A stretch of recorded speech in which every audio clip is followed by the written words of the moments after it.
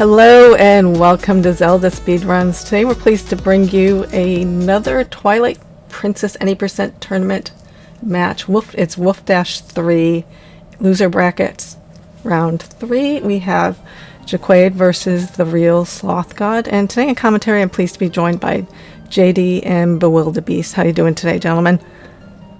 Hi. How's it going? And hopefully I got both your genders correct. Because I didn't assume. Are you both he? Or he? Yeah. I am he, him, yeah. Okay, just want to make sure, because I know that's important. So I'm just going to leave it to you two, and I will talk to the runners in the race room, and hopefully we should be getting started very shortly. So thank you very much. Sounds good. Sounds good, thank you.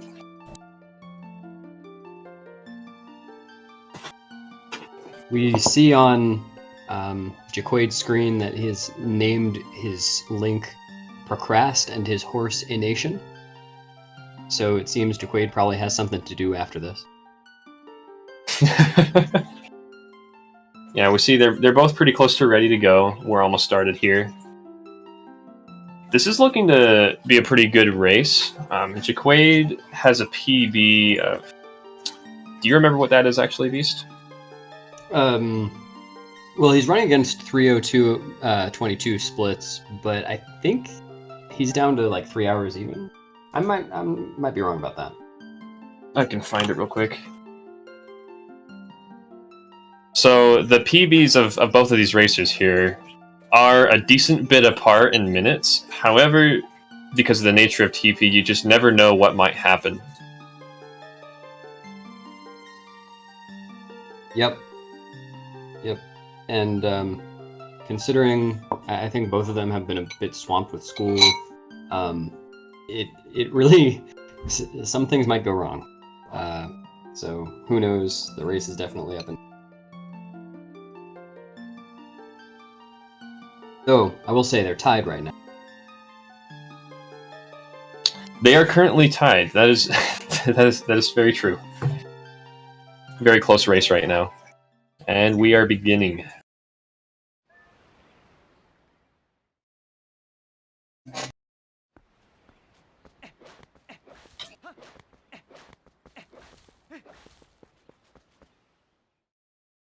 First part of the run basically just goes straight down to the crazy stuff, and what we're going to see Link do here is pick up a rock, use it to clip past a gate, and then, if you guys know about Back in Time, a crazy glitch we do in this game, it allows you to respawn Link on the title screen if you void out and reset the game on the proper frame. And by doing so, you can actually save over the file and replace that file with the file used for the title screen, basically. The gate there being much nicer to Jacquaid than to Sloth right now. Yeah. Oh. We saw Jacquaid do the safe method. There's a setup you can do to consistently get the frame and reset on the right one. Looks like Sloth is doing it now too. The fast way of doing it, a little bit riskier for a race though, was to do a side hop and just time the frame. It looks like they both got it, so that's good.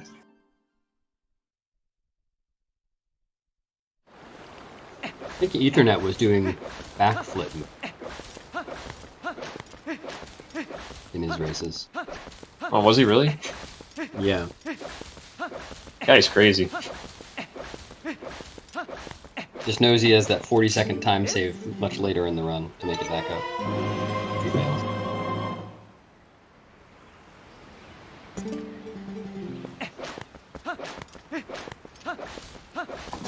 Alright, Jacquaid just got the lantern. Basically what we... there are a few benefits to doing Back in Time at the beginning of the run here. One, it gives you the sword and shield right away.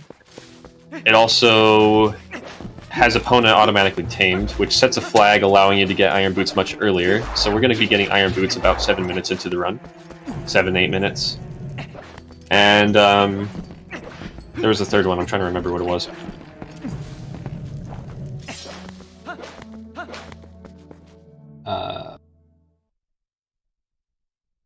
Oh yeah, it skips Orden day 1. Oh yeah. Skips the whole intro, so what we're doing right now is just going straight to saving Tallow.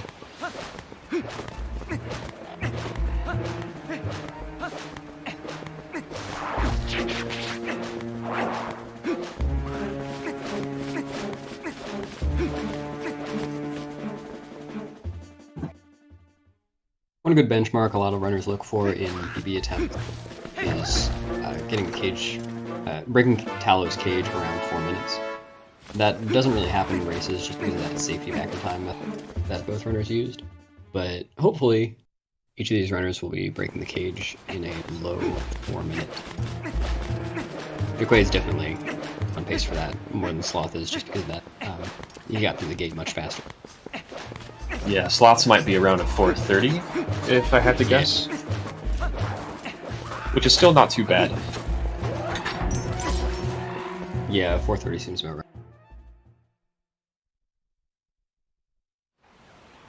And rolling as Human Link in this game actually does make a huge difference in runs. You want to try to roll as frame perfectly as possible in order to prevent yourself from losing speed and momentum. You can preserve a lot of speed just by chaining frame perfect rolls, which sounds crazy hard, but it is kind of a timing that you can get used to. I don't know, I think it's crazy hard. Oh, I mean, yeah, it's definitely not the easiest thing ever, for sure. Takes practice. And I'm like, yeah, no, I don't think anybody will ever always 100% of the time be perfect at it. No. But this task guy is pretty good. He's good at a lot of games. I've been seeing him around. Yeah. Learned a lot of routes. Jacquaid got a 4:13 cage break there, which is awesome. Very good start. Yeah, not too bad. Sloth 4:37.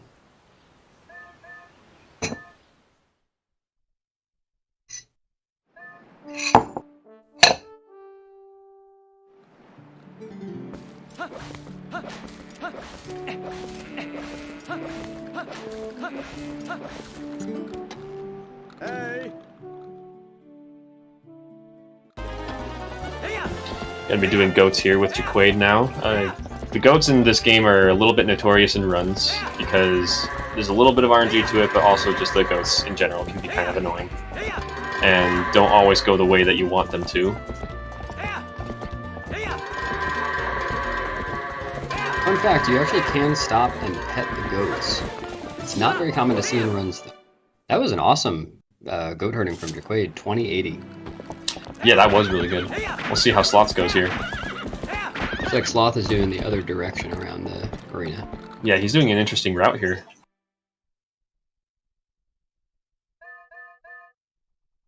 Looks like that one might be getting... Oh, no, it turned the right way. Nice. Yeah, wow. I hit the wall, though, unfortunately. It is fascinating what these goats do. It always is, absolutely. They continue to surprise me every day. And, you know, once I was trying to use FreeCam and Dolphin to see what the goats were doing after I had, you know, whooped at them and was running around, but they unloaded. So wasn't that interesting to look at. Oh, man.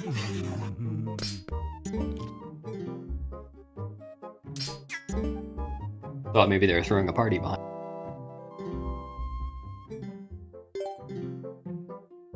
Dude, I wish, imagine, if that was actually the case. Goat party?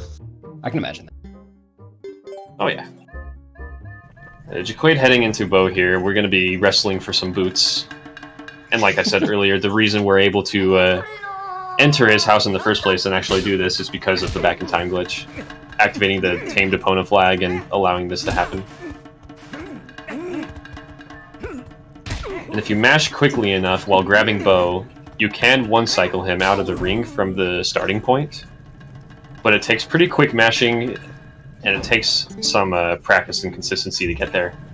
But you can one-cycle him, and that's if he gives you good RNG. Yep, it's like the worst game of rock, paper, scissors ever. Exactly. Oh my god, Jacquaid's just getting juked over there. It's not. Oh, wow. Wow. See if he can get him out this time. Oh. Okay, he got him, he got him. Bo, I'm pretty sure is going to be narrowing the gap here between them unless Sloth gets some awful. Could be, could be. Yeah, like I said, you never know what will happen in a TP race. Just about anything can happen.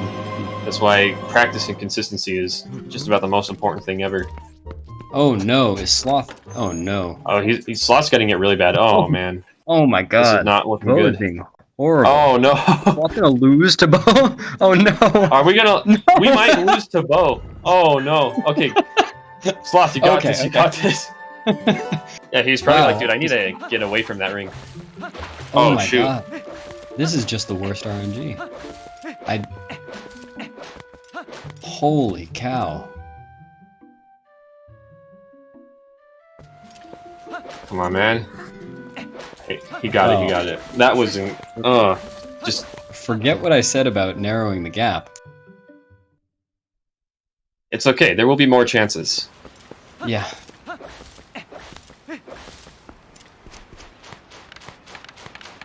But as you guys can see, the mayor is rude. The mayor doesn't like us. Just on some days he does. Well, we are trying to take his boots. Yeah. Doesn't want to lose his boots.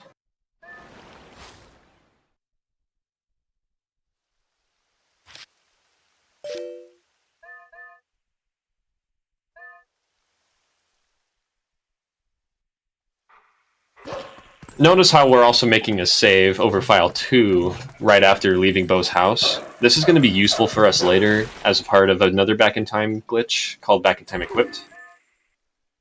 And we will talk more about that when the time comes.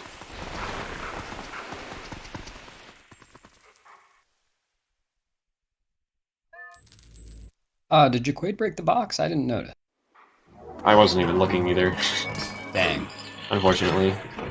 I gotta pay closer attention. We'll see if Sloth gets We're it. missing the important stuff. Yeah. Missing the frames.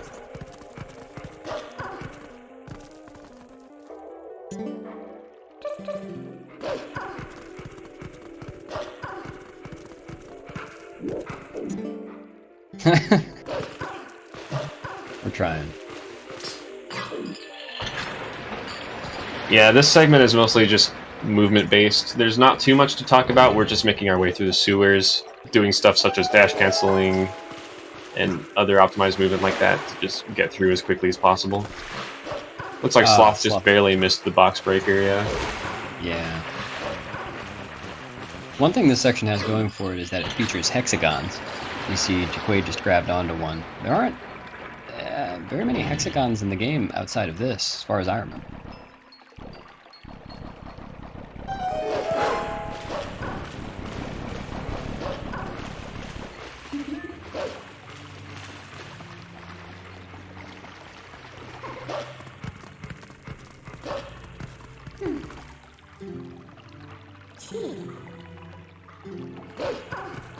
Jacquaid, excuse me, is going to be trying to do some text skips and single frame jumps here. Oh, looks like he didn't even go for the text skip there. Yeah, just went straight for the center. Yeah, that's good to be safe. Before some of these midna jumps, there are one frame. There's one frame where you can jump as you text or before she flies away.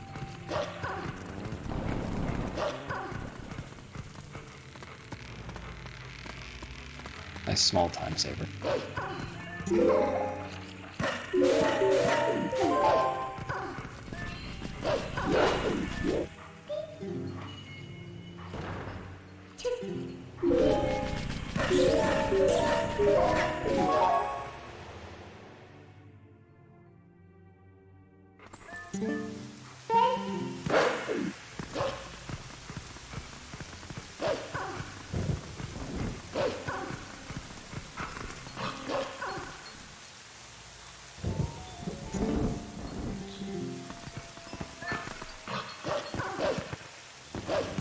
Sloth, unfortunately, missing that text skip too. Looks like it's not a good day for small time saving. Missed that one frame jump as well. Yeah. And Jacquaid just missed that one too. Dang. I know most people mash for those, so it is essentially human RNG. I think I just got my first time ever getting all 5 of them, both text skips and all 3 one-framers in a row. Or in one run, rather. Just yesterday or the day before. First time I Oh, ever nice. Did you gold? No, I missed Sword and Shield skip. Oh, rip. It happens. Yeah. Oh, nice. Sloth got the text skip, though. Or, wait, did he? I only saw the jump. That would have happened either way. Ah. I think he did. Speaking of Sword and Shield, Jacquaid's coming up on it. Hopefully we'll be getting it first try. Same for Sloth. This is a big trick with a big risk of time loss failure, so could be evening out times here, but hopefully they'll both get it. Yeah, it is about a 2 or so minute loss if you miss this trick. Is it that much? I thought it was just a minute and a half. Going off of internal clock. Yeah. So I could be wrong. I always wondered how people, like sometimes you'll see people running towards the camera with the camera facing back towards Hugo. I could never manage to do that. Oh yeah, because the camera just automatically turns around.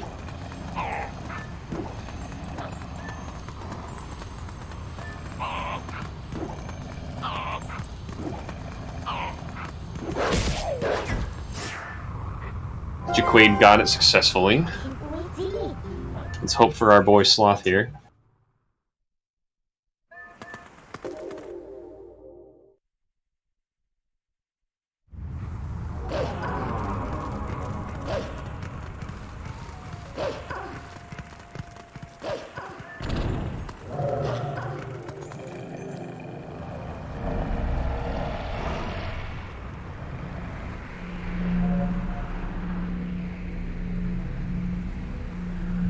Getting some extra rupees. Pretty good idea while Hugo's just following you. You can get some spare rupees easily.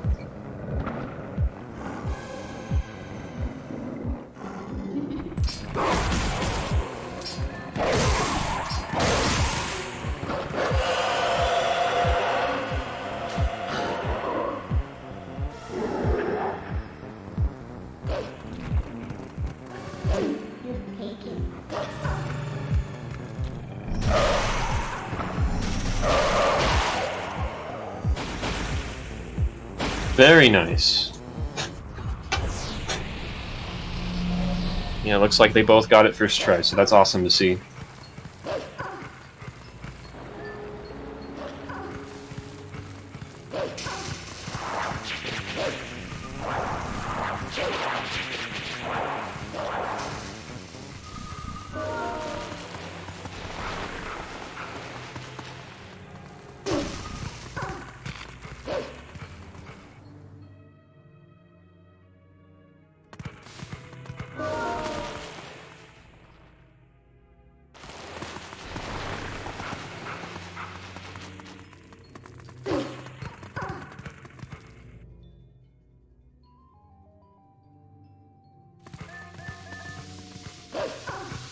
Jacquaid's going to be heading over to do early Master Sword here. And that's where Sloth's going to be headed here in just a second.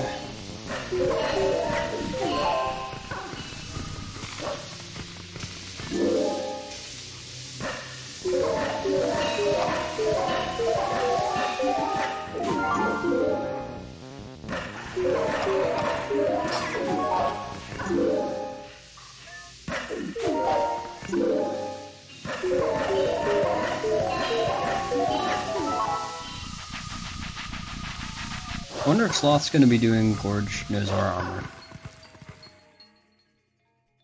I expect he will, but last race he ended up doing Bite. Was it Bite Zora armor? I don't remember. He did something. Yeah, he did something interesting. He learned the route while running. Yeah, I think I do remember something like that. First try EMS from Jacquaid. true, yeah. He did a super jump there, which is fairly precise. Not too bad, but you do want to do it correctly. And by doing so, you can get up on the ledge there and jump out of bounds and go into Sacred Grove. By the way, was my mic on when they were getting Sword and Shield skip? I don't think so. Oh, okay. Sometimes Discord likes to disconnect me, so let me know if I'm ever silent for way too long. Just like post something in Discord so I know to reconnect. Oh, no problem. I'll give you a mic check. Yeah, thanks. Anyway, congrats to both of them. Hunt's first try Sword and Shield skip. We'll see how Sloth does with EMS. It's another big trick as well. Yeah. One of the biggest sequence breaks in the entire game, for sure.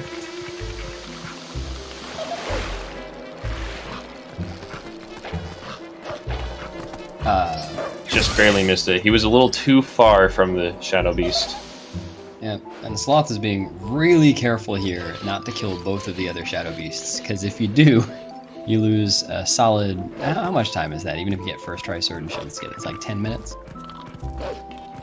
Yeah, you'd have to reload from the bow save. Yeah. And that's at about the 8-minute mark. If this is at about the... I'm trying to think. So I think that would be like 8 minutes. Yeah, that something like that. Sounds right. Very, very big time loss. Wouldn't be the first one we've seen in a Wolfdash race. Same thing again, unfortunately, for Sloth. Yeah. Thankfully, you just have to get this trick once, so hopefully we'll get it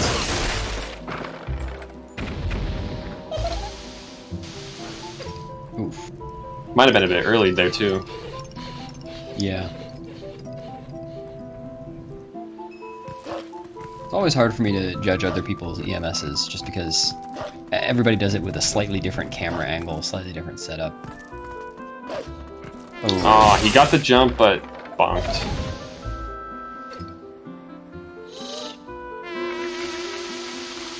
Sometimes I'll see someone doing EMS and I'll think, oh, there's no way that's gonna work. It's just textbook. It's picturesque. Dang. Yeah, I think he either needs to be just a little closer to the Shadow Beast, or time it to be just a tinge later.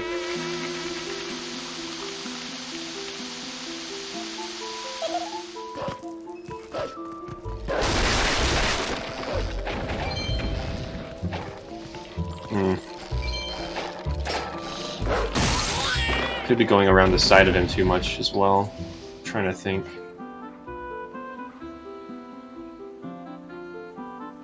Things are looking good for Jacquaid, though. Yeah, he's moving. Low 22-minute Master Sword time, which, given that RNG at the beginning, given that bow, that's miraculous. Sloth's gonna be looking for a heart here, too. Maybe more than one, if he can. Just because, if now you die Shadow Beast, that loses a lot of time, too. He got it finally. Awesome, nice. Nice! There we go. Very good job. Now, if I know anything about Sloth, he does not quit. He has proven that in battle, and he will never quit a run. He just continues until the end, so that is something I respect him for. Mm-hmm. Sloth is gonna finish this race. As he says he wants to forfeit. No, man, you got this. You can't prove us wrong right now.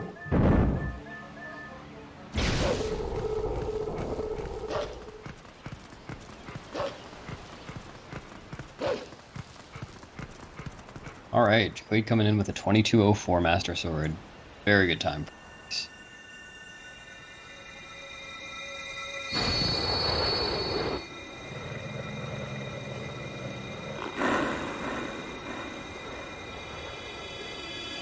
You never know, Jacquaid might die to KB3 during map glitch.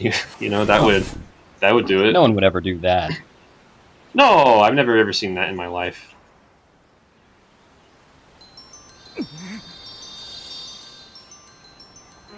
For context, that happened to me during a race. It was very sad to see. That was a good race, too, up to there. It was fun, yeah. That was you and Zalux? Yeah, that was me and Zalux. I just made an oopsie during KB3, got hit, and learned the hard way that if you have map glitch active and you die, you cannot reset, or you cannot hit retry and keep going. Yep, you die in real life. Exactly.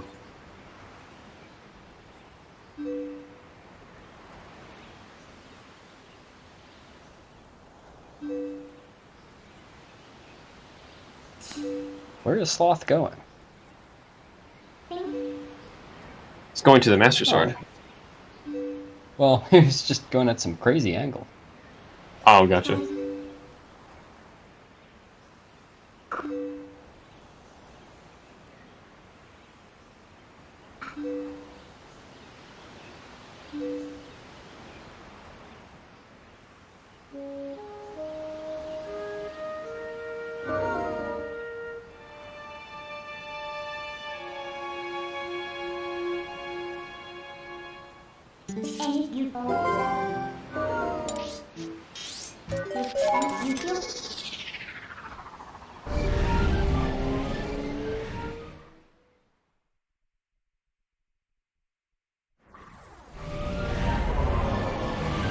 Oh, let's check rupee counts. See how everybody's doing. Jacquaid's at 7, and Sloth is at 5. Okay, about even. 6 now. Yep. Oh boy. Sloth having some trouble with these puppets. The puppet fight, or I guess the Skull Kid fight, is a good place to snag rupees during downtime. Yeah, you know what? Just the other day, I had, I think I had 11 at the end of it. I was rich. Dude, that's awesome. 10 is usually my goal. Yeah, no, I'm happy with 8 or 9 usually. Another rupee check for me is right after the Twilight bug at Isa, going into like Hyrule Field. I always check my rupee count there, and I try to have it at least be around 50.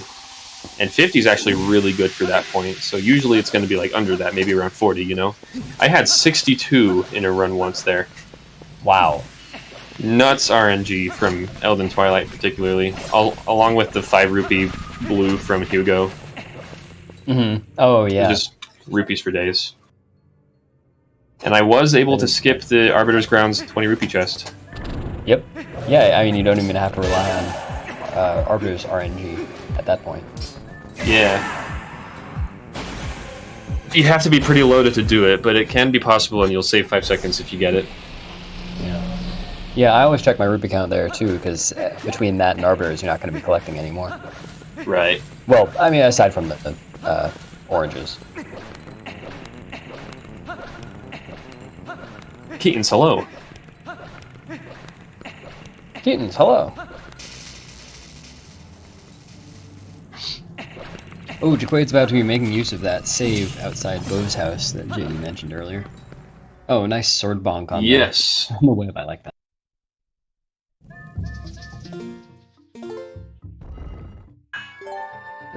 So that he can come back to this file after doing back in time, he's going to make a save on file 3 here.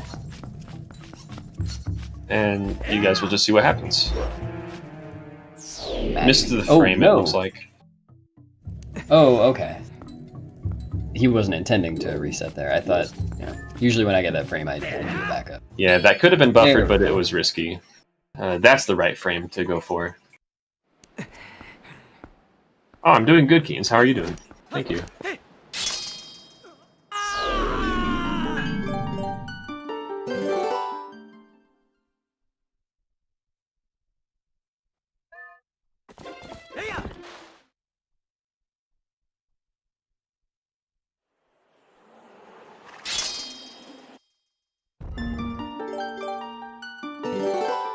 So, what kind of just happened was... it's crazy to explain. You acquired many monkeys. We got the monkeys. Yep. A boss memory flag has been set. Basically, we can use back in time equipped to get access quickly to the King Boblin fight. And resetting the game when that fight cutscene starts, and skipping the cutscene while the reset is happening, stops a memory flag from going to 0. And I think it starts at 39, I believe. And, say that again. I said I would believe anything. Go ahead.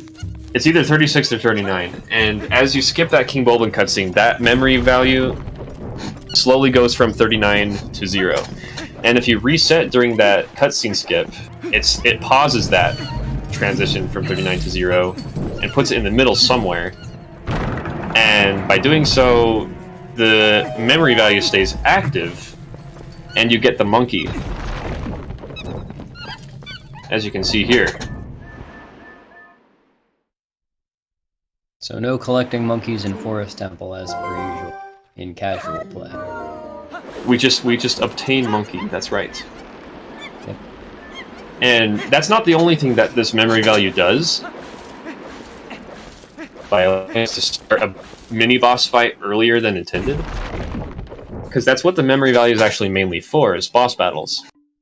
The monkeys just happen to be another side effect of it.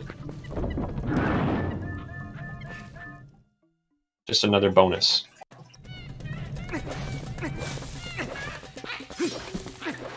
It's also RNG how many times Monkey hops here before he throws the boomerang at you. 4 is not too bad.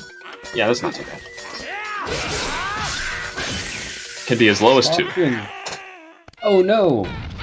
Aw. Sloth avoided and missed. I noticed he was doing something interesting there. He seemed to be swinging and then running just a couple of steps and then swinging again, no roll. I wonder how that happened. There are a lot of ways that you can do your movement through this purple mist, and I imagine maybe muscle memory could get mixed up here and there. Because there are so many like risky ways to do it, so many safe ways to do it. Mm-hmm. Made our way through. He's going to be doing back in time equipped here soon, early monkeys. And over on Jacquaid's side, we're getting the boomerang, and this item is extremely useful. Basically allows you to fly, so we're going to be doing that a little bit. Allows you to never receive mail again. Well, actually, you know, the cool kids these days are doing the strategy that involves getting the mail by accident. I did hear about that. Yeah. And going on spiritual journeys. Yeah. Yeah, exactly. 2 of our world records have the mail. Yep. 20% in all dungeons now both have the mail. The 2 biggest categories. Well, I guess the second biggest category is probably Jacquaid. Yeah, that's true. Oof. Oh, that was definitely a pretty late frame he went for there. Yeah. I'll just void out and try again. Oh, did you forget to save? Oh my. That was a close call. I did not even catch that yet. That would have been bad if he got the trick. It's a good thing he failed. Yeah. Oh, that's scary. I've had that happen before. Yeah, I haven't done that one. What I have done is accidentally save in Forest Temple over my bow save.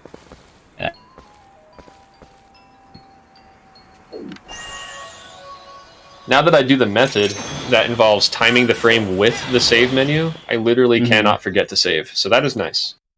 Yeah. Sloth gets it on try number 3 or 4. I've done worse.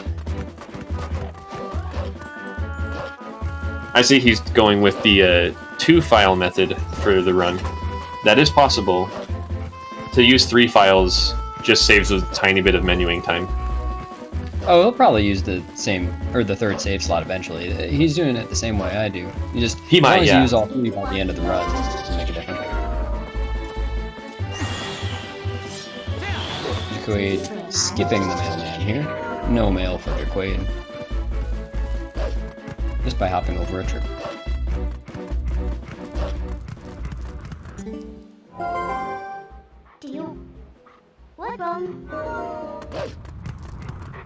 Oh, did you talk about Forest Escape? No mention of it. We actually saw Jacquaid do a fairly precise LGA, the first one we do in the run, to jump over a Midna trigger that prevents us from leaving Farron. And the only reason that trigger's there is just because we have not completed either Farron Twilight or Forest Temple.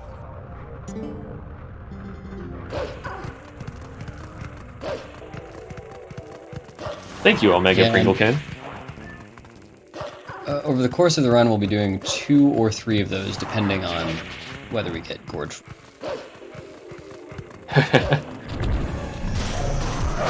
How flattering. Oh yes, Gorge Void. Yeah, let's all help Jacquaid press A by shouting A. Hey, A. he got it. That worked. Nice. All right, we'll have to help Sloth the same way. Otherwise, we've given Jacquaid an unfair advantage. Yeah, honestly, Jacquaid's run is moving pretty well here. Oh yeah, I'd be happy with this. It would be interesting to see him get a PB. Because he is currently on pace for that, I think. Sure. I mean, there's plenty of run left, but I would be very happy with this beginning so far. Hopefully he can get through Rupee Roll and Pillar Clip and rest of early game stuff. That's looking good. No! Oh, dang. It must have been just a little too low. I guess we jinxed him. Jacquaid's That is unfortunate. gonna go for He the does back. know the backup, though. Oh, never mind. Well, Yeah, it was a yellow. He is rich, but unfortunately he's going to be losing a fair amount of time here. I think it's something like a minute. Don't worry, skipping the Arbiter's Grounds 20 rupee chest will make up for all of it. Oh, you know what? It's definitely a minute. I know this because a couple of PBs ago I had the exact same thing in my run. A minute sounds about right. Went Isn't for Missing backup. Teleclip around the same too? Just about a minute? Maybe a minute and a half? Yeah, I think it's a little less than a minute actually, but I haven't timed it since I was just starting, so I... Also depends on the method of pillar clip you do, I guess. Yeah, But we'll that's get true. to that soon. Yeah, I'm sure when I was just starting, I was not doing an optimal pillar. Oh, believe me, I wasn't either. I used to do full setup for the longest There. time, too. Well, yeah, you just changed over pretty recently, right? I recently just, like, changed over and cracked down on it, yeah, but I used to do, like, this weird, like, hybrid way. It was, like, a mix between setup and setupless. Yeah, you know, I really, really wanted to have a setup for that. By the way, good rupee roll from Jacquaid. Getting that second try is not too bad. Yeah, he got a second try. Yeah, when I was starting off, Pillar Clip was just the worst thing for me, and I really wanted to set up for it. I even tried making my own, but it was just, no matter what the setup was, at the end of the setup, there was, you know, the last step was, and then just do it. And it just never seemed worth it, so... Just got good at setupless. Oh, Sloth's coming up on one of those forest escapes. Yeah. We'll get to see soon if he gets Gorge Void or not. We'll hope for a 2 for 2. Ah, dang. It is pretty precise. You can miss it just barely, like how you saw him do it there. Yeah. Yeah, this trick is oddly precise, I'd say. Which is frustrating. There you go. There we go. It's kind of miraculous it even works. And the reason that Jacquaid is hugging the wall there is to actually avoid the King Bulbin 1 trigger. Kind of messes you up a bit if you hit that, and it'll lose you about a something amount of time. And Yeah. that is It's another like a minute. byproduct of back in time. It's about a minute over the course of the run, but it's something like 30 seconds now and 30 seconds later. It's a weird one. Yeah.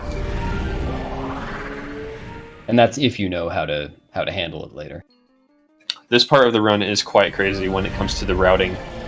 We're going to see people doing stuff all over the place. Especially, so basically, whether or not you get Gorge Void affects the route that you take. Getting Gorge Void means that you can go straight to getting the Kakariko Village portal, so that you can use that to get back quickly later. If you miss Gorge Void, you have to backtrack and do Rupee Roll later to get to Kakariko for the Elden Vessel. Unless you want to be totally optimal and skip a lot of splits. And then you go for Elden Twilight first still. That is also an option.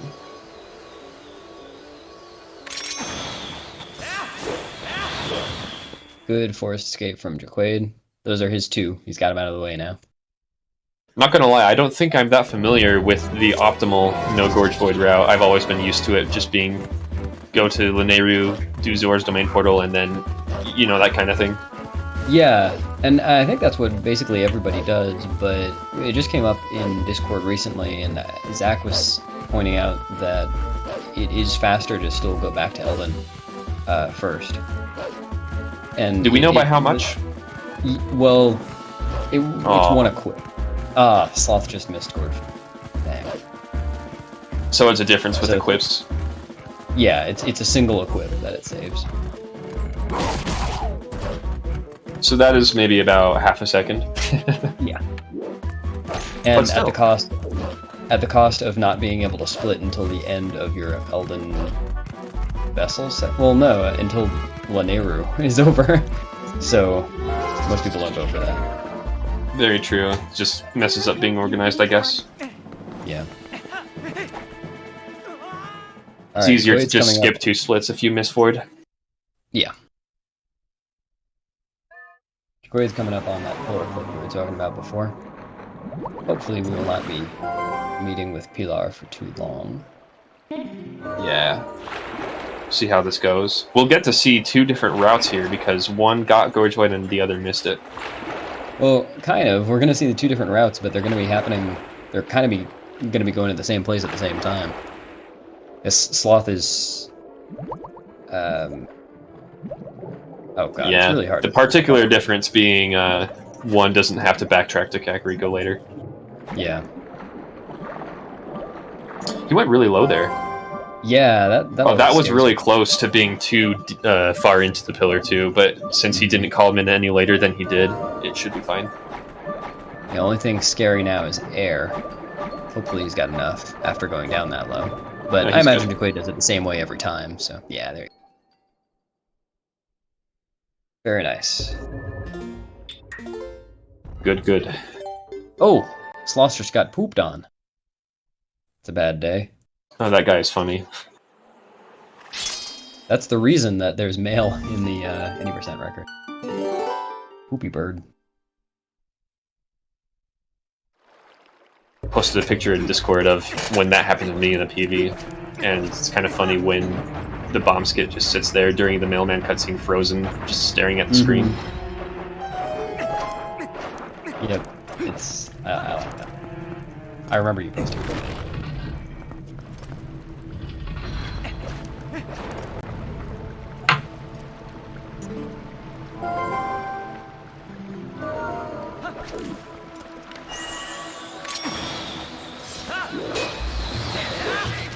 Gonna have Sloth go for Pillar Clip now. We'll hope for first try here. We'll see what happens.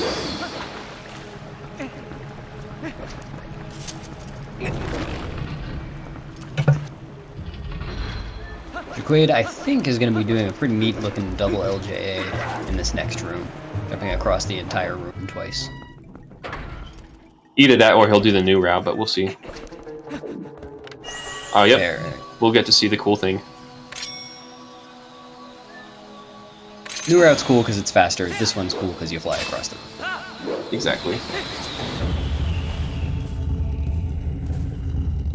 Oh, Sloth is doing a crazy thing here. Maybe he went too far and had to move himself back. Yeah, I didn't happen to notice. I was watching Jacquaid. That might... If he waits long enough, that can clip. Yep, you got it. Oh, yeah. Didn't even take as long as I thought it would. Yeah. Cool. His boot sinking is kind of interesting here, but... Oh, Yeah. that worked for him. Ooh. Very nice. Good job, Sloth. Nice. That was a crazy looking pillar clip, but you made it work.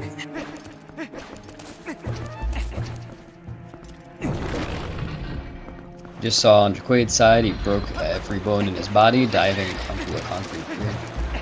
Maybe not concrete, I guess. A very, very strong-looking bridge, sturdy. Doesn't sound very good for the spinal cord. No. I'm no chiropractor. Can't imagine that's good.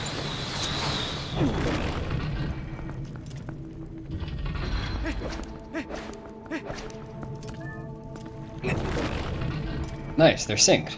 On opening doors. Different doors. That's always fun to look at. Yeah. Or getting an item, same thing. Now Sloth is starting this boss fight from behind a gate you're not normally supposed to start the boss fight from.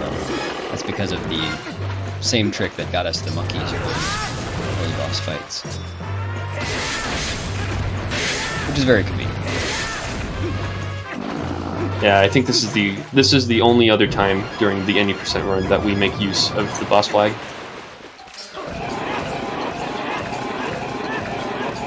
Try one cycle code here. Looks good. Yeah.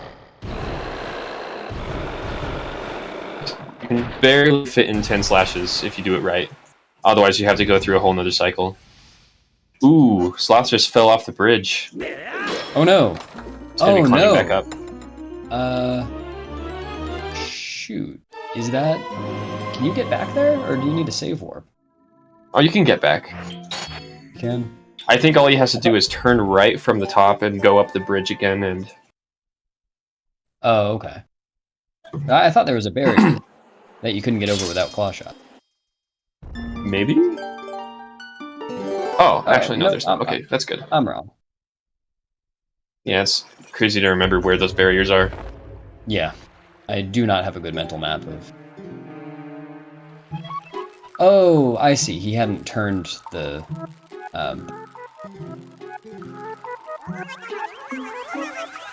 See, I think I've only ever fallen off during Lake Bed 1 after getting Uku.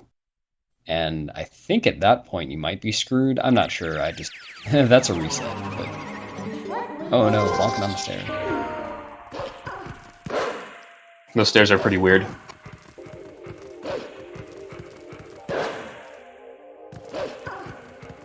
Gonna get Uku so that we can come back here later. Because if the water level rises in Lake Hylia, which you have to do to progress in the game, then Pillar Clip is impossible. You can't get back that way. So Uku is very, very convenient here. Oh, you know, I never even thought about doing Pillar Clip again later. That would... Seems like Uku would be faster anyway. Oh, for sure. Well, I guess the route would be different. You wouldn't be coming... Well, I don't know, you probably would. I don't know. That's a lot to think about. Routing funny and... Oh, sorry. Oh! Whew, Sloth just barely made it onto that platform. Yeah, he was really on edge there. That was spooky. I was gonna say, it's funny how much, as a pretty new runner, I just kind of take for granted as part of the route. And I, you know, someone can explain it, and I think, yeah, that seems right. I don't even take into account how many possibilities there were for routing to begin with. That you guys all figured out. This is not a super easy game to route, especially the early game part. It gets nuts. Especially for like bigger categories like Hundo. 200% as well. Yeah, I bet. Massive respect to the people who do the routing for this.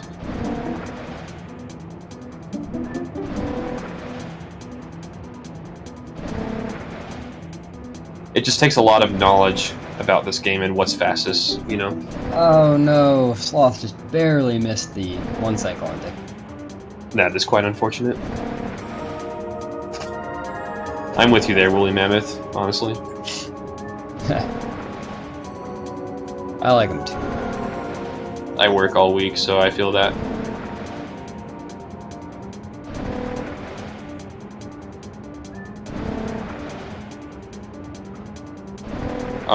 Oh, wait, never mind. I was under the impression for some reason that he was still going to have to do 10 hits, so I thought he already missed it, but just one more hit was needed, of course. Yep. I forget sometimes.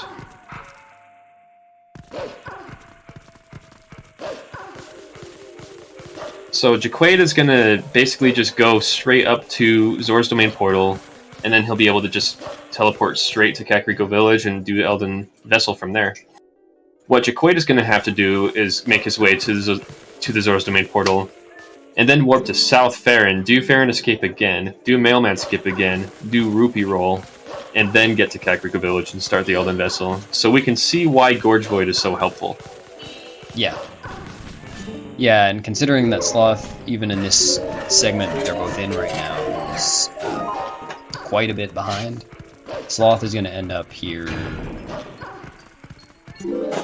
between 5 and 10 minutes behind. I wouldn't hazard to guess more than that. Or more precisely than that. Assuming a good Rupee Roll, a good Card Rock fight, a good Card Rock clip.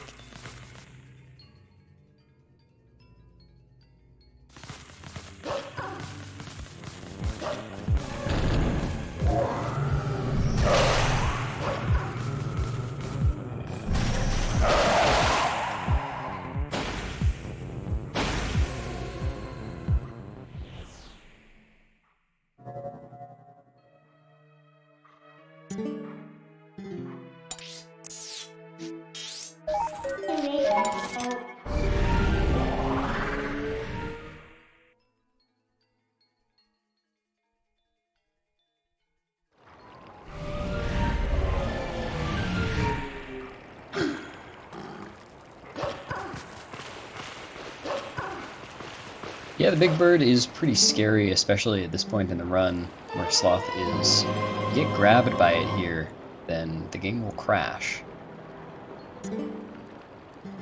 Probably not why it was scary. I think that the thing that scared most people casually playing Twilight Princess was probably the hands in Palace of Twilight. Yeah, you know, I get a... Well, I was going to say an odd number of comments about that. People saying, oh yeah, these hands really scared me when I was a kid. I never found those... They were definitely anxiety-inducing. Because you had no idea where they were in the room when you were trying to figure out the puzzle. It's the sound effect that plays when they approach you. That's where it comes from, I bet. Oh no, Sloth... He bonked, unfortunately. Didn't die there, that's good. But... It does suck to hit that wall there and fail the clip. Yep. Oh, Uku's terrifying. Yeah, you're right. Oh, that bird. The bird. This bird is just a flying trumpet. Looks like Sloth is playing it safe now. Yep. A wise decision, especially on one heart. I agree. I found the... What are they? Wall Masters? Or... Yeah, Wall Masters, that's right. Yeah, Ocarina of Time had a lot of freaky things in it compared to Twilight Princess, honestly. Bottom of the Well, Shadow Temples alone. Then there's Dead Hand, you know, that crazy enemy with the... Wall Masters were anxiety-inducing in the fact that, like, they were coming from the ceiling and you couldn't see where they were. But you can also stop them from coming if you just, like, backflip or side hop. That just interrupts them. It's kind of funny. Oh, is that right? I didn't know that. Yeah, it's true. They're pretty broken.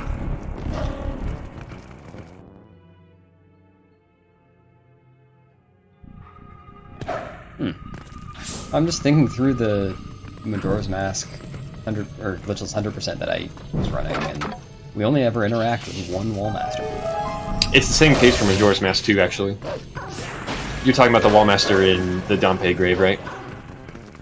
Yes. Wait, did I not say Majora's Mask?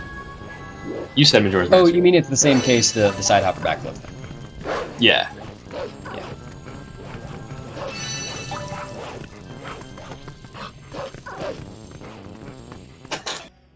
Jacquaid's going to be going for Bomb House Skip here. It's a very interesting trick.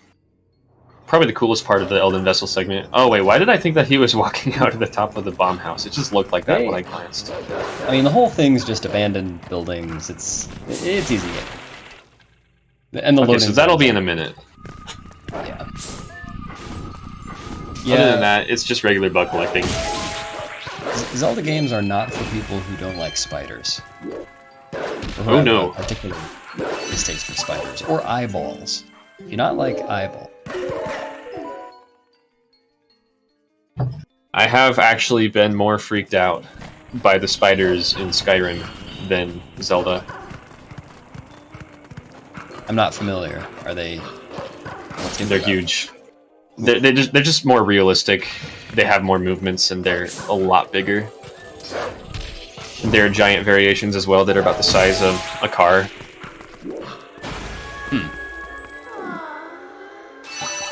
Yeah, there's the big spider in... or the big spiders in Forest Temple. But I guess that's not... They're a little more common. SS does have spiders. Jacquaid's going for Wolf Bomb House skip. Oh, we got Wolf Bomb House skip going up in here. That's the fastest way of doing it for sure. Looking good. Looks like it was a success. There's a very good setup for it now that Zach recently brought to light, discovered by Gigaplayer. Yeah, Hexhaust made the setup Or, in Zap. Yeah, Hexhaust, sorry, not Gigaplayer. Yeah.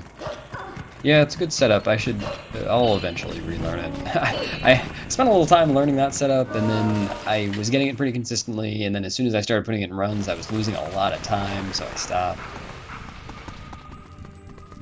Oh, hopefully Sloth will remember to get health before attempting Rupee Roll. Because Sloth's on one heart, Rupee Roll is impossible. Nice rupees here. This is Ooh, Jacquaid is rich. got the cutscene, unfortunately, but still rich. I mean, remember, Jacquaid also got the double yellow earlier. Jacquaid has a real shot at getting up to 69 rupees by the end of Linear for Twilight. Nice. It would be.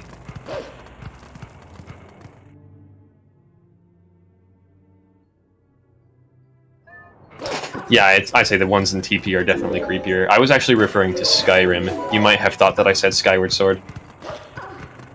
Like the Elder Scrolls Skyrim. Yeah, it took me a sec to reframe. I did think you were going to say Skyward Sword. Oh no, it's all good. No worries. They do sound similar. Oh, okay. I misinterpreted what I saw on Sloth's screen. It was very good for a sec. Yeah, I can particularly remember the spires in the Skyview Temple. That one did have a few. Oh yeah. Oh, I mean, if we're bringing in mods, you can do anything in Skyrim. There are no limits. You can turn every dragon into Thomas the Tank Engine if you want to. I do want. I've never played the game, but I think that's the way I have to play. It's a pretty solid way of playing. Oh, Jacquaid's having an awkward time with those shadows. This should be fine. Yeah. Okay, Sloth got some health. Good. Yeah, Rupee Roll will not work if you are at 1 heart or lower because of Link's tiring, or his like tired, heavy breathing animation, whatever he does when he's low on health. Yeah, Sloth It makes it so the roll can't happen. Looked like Sloth Is was this having a tough time gaming. is this his first try? Yes. Oh, that he is gets to go for the unfortunate. backup. Got the blue rupee.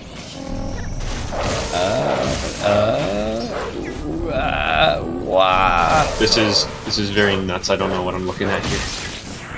Oh, Nah. Dang. unfortunate. I actually don't know that backup. Funny to say.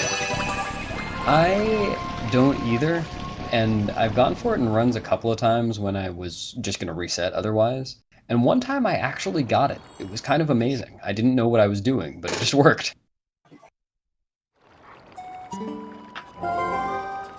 That is very cool.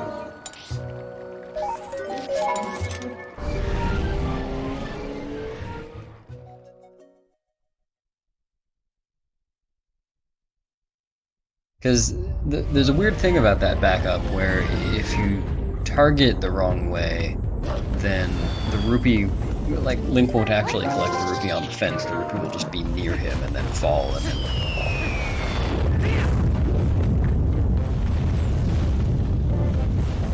I think it has to do with targeting the fence behind the rupee.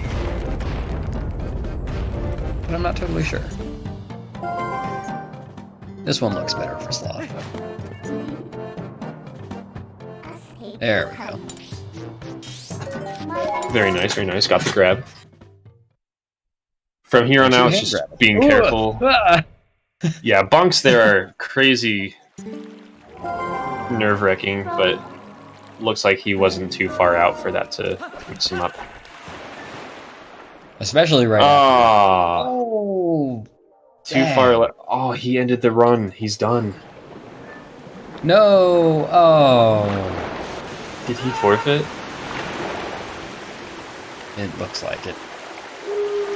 Well, you know what, Sloth? You did great, man.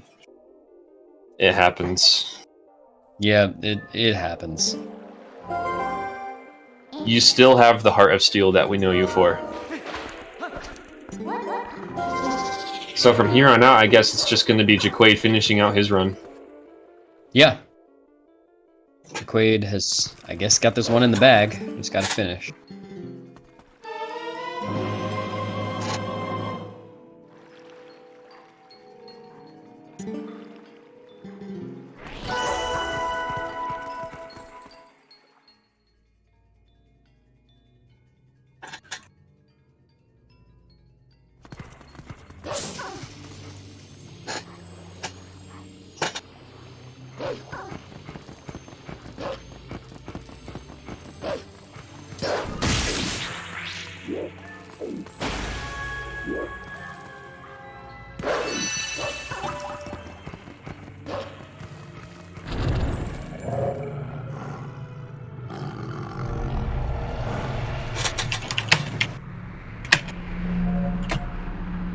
Sloth, I'm guessing, quit just because things were going pretty wrong in the run so far.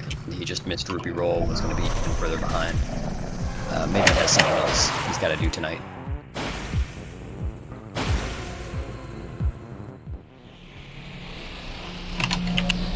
An understandable forfeit.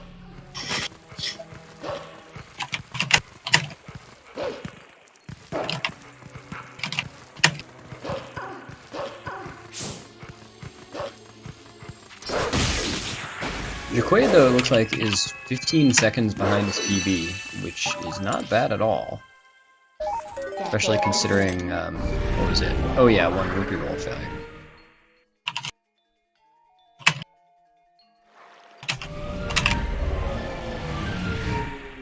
So it'll be cool to see what Jacquaid is up to in an hour or two.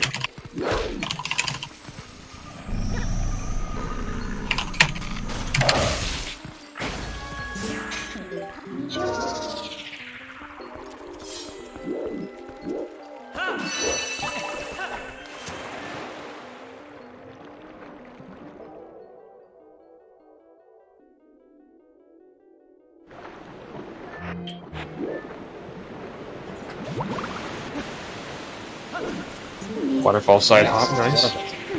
Yeah. Well, it looks like Sloth's in War on Mines, now riding Epona. Now in a canoe. And in Castletown. War on Mines again. Sloth's all over. Dude, Sloth is everywhere. Dude's wrong warping all over the place. Why don't he just go to Ganon at this point, right? Yeah.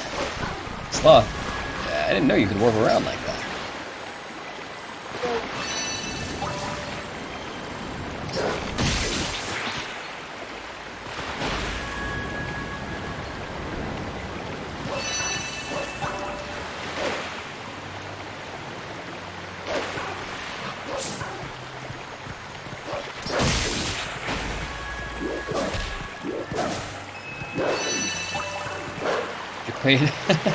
Jacquaid, I think, realized there that he did not need to be anywhere.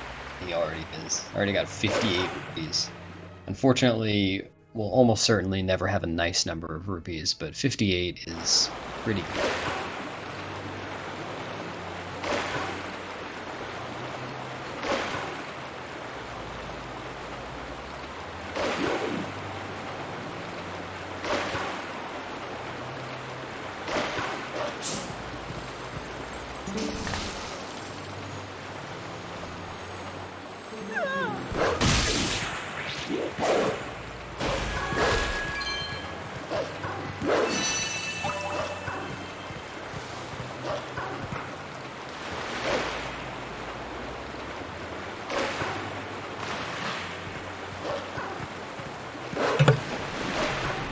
Hey, that's a good call, Sloth. Sometimes it can just be better to put the run on hold and focus on just getting yourself to feel better. It's very important.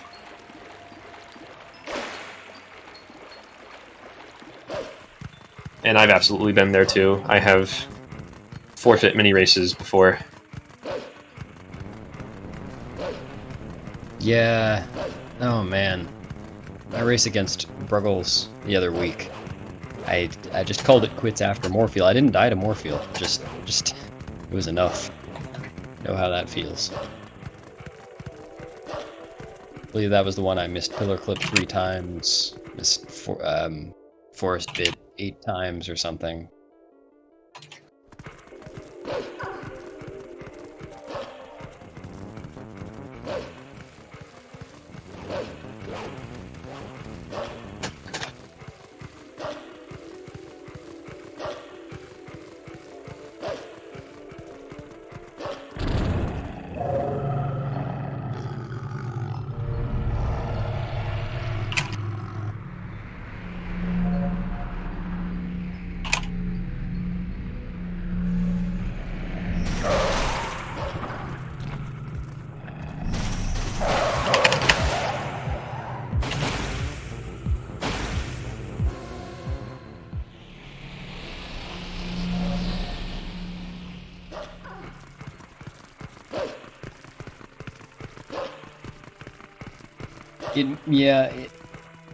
Nori, it might be a little confusing for, or to have Sloth's title screen up.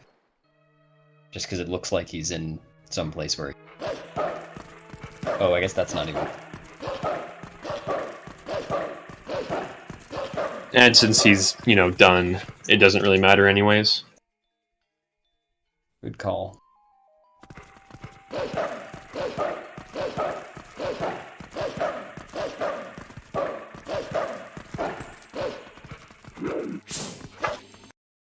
Screen is much bigger now. For a full viewing experience. Oh, wow. I feel like I'm Jacquaid. You are actually, in fact, the wildebeest. Whoa. I don't know if that's a good thing. No, I think that's pretty cool. Be yourself. I do what I can.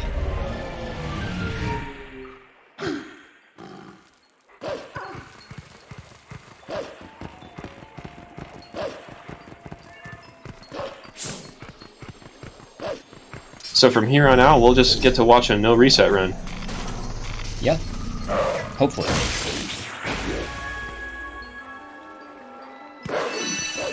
Unless something absolutely crazy happens.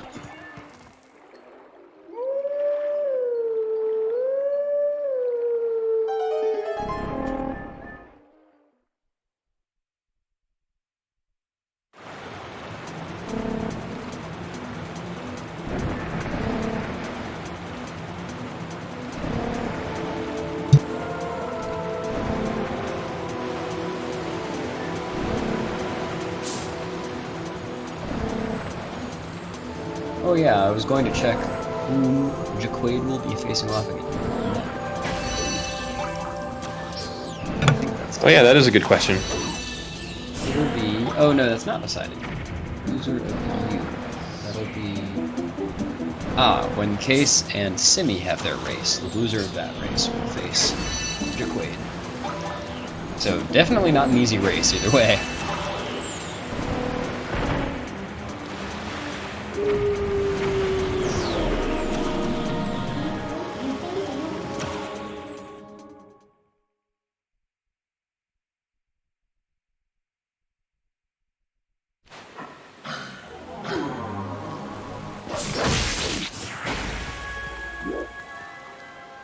The GameCube version of this game is the most popular. I imagine partially because it was the most popular release, but also because it is faster than the Wii version. Is there a Wii U version of this game? A Wii U version? Yeah. Yes. Oh, TPH2. Duh. I was about to say. No, you're good. You're good. I lose it sometimes. Sorry. Hey man, at least it's Friday. Yep. But no, it's not. There are some different tricks. Not very better right now.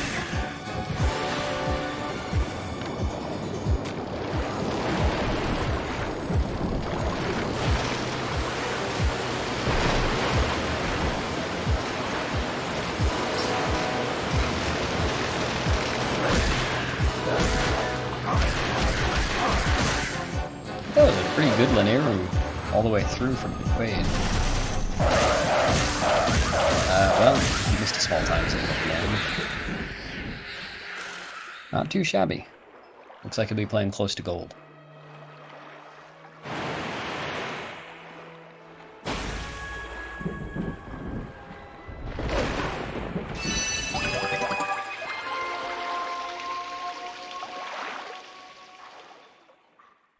Oh, he splits a bit later than I expected. Still. Did he do it right at fade out? Yeah. Yeah, that's how I do it as well. That's how I should do it, but for some reason, I split on fade in of the vessel cutscene after that. Fade out is a much better cue.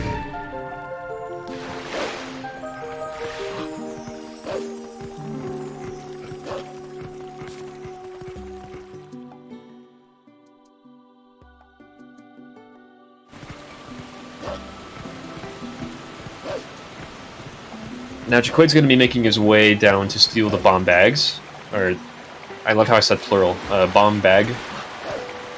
And we're going to be getting it from Isa.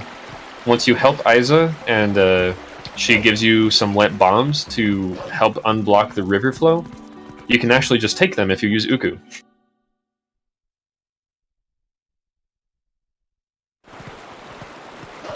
First, we're going to be getting the Howling Stone. Yeah, sorry. I was just going to mention he'll likely also be leaving some bombs to blow Isa up as well, just because Jacquaid is a big, meanie doo-doo head. As most of us are.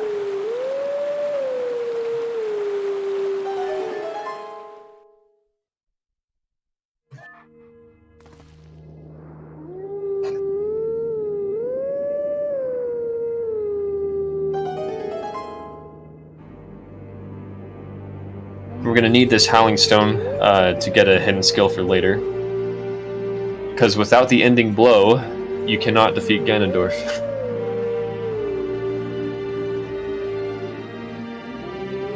Have you ever done that one, JD? You know what? I don't think I've done that yet. Yet. I like the yet. A few runners have, and it is kind of funny when it does happen, but basically, normally the game forces you to get the ending blow for this reason right before you enter the Forest Temple normally, but since we don't do that part, we have to get the ending blow a different way. Basically, Howling Stones always spawn Golden Wolves in the same respective locations, but the order of the hidden skills you get, no matter which wolves you go to, is always the same, including for the first one. So you can just howl at a Howling Stone and get the ending blow from that one.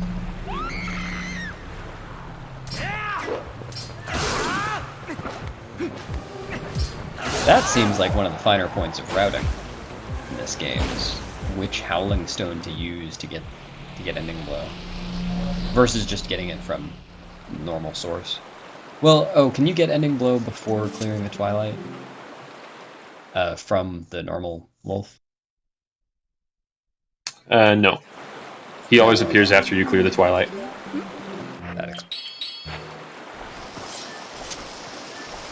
There he is, big meanie doo-doo head, leaving bombs to blow Isa up. And That's there so he goes. mean.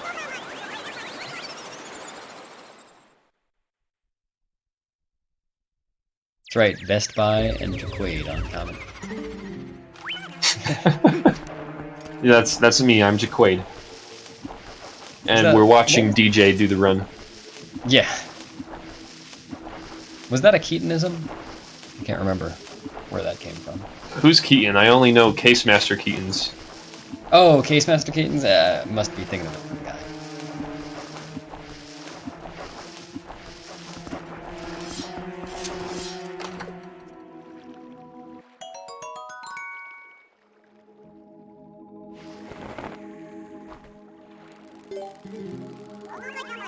Quaid fortunately remembered to empty his bomb bag before acquiring those new bombs from the chest. It occurred to me well after the race in which Marco accidentally opened the chest before clearing his bomb bag that the backup for that is Norgor.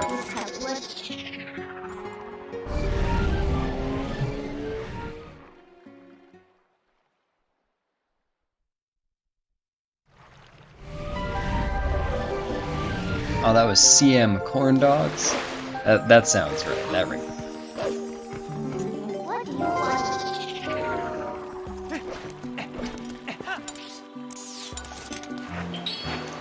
Oh no.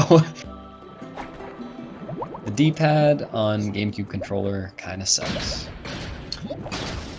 The one bad part about the controller, in my opinion. Everything else is basically perfect. Agreed.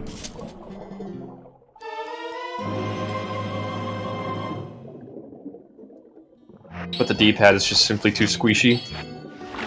Yep. So, every so often you'll see a speedrunner accidentally open the map when they mean to open the item wheel or vice versa.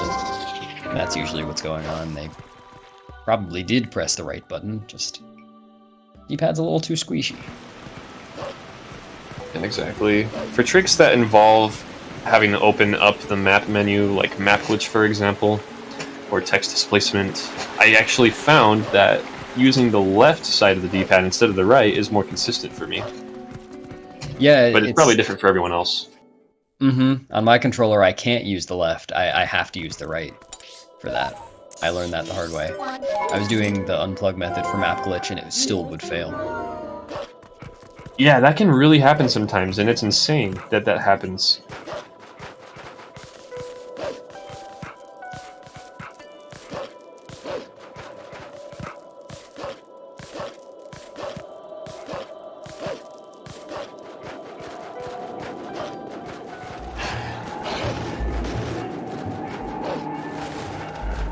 Quaid is now using map glitch to not avoid out here.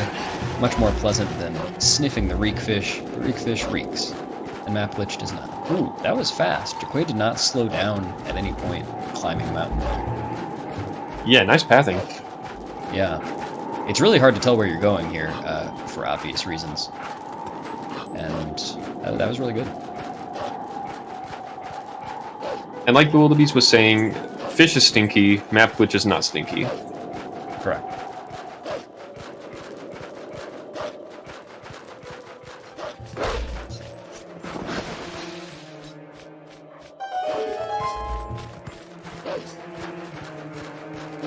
Got slowed down there. It's hard to avoid that one.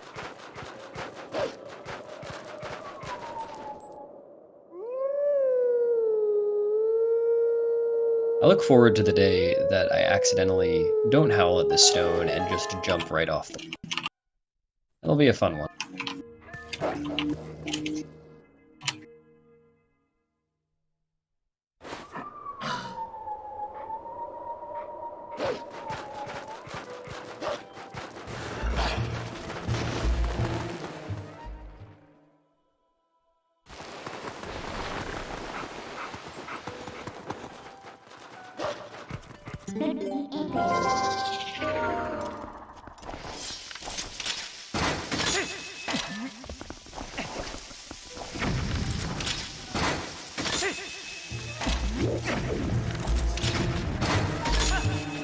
Living on the edge.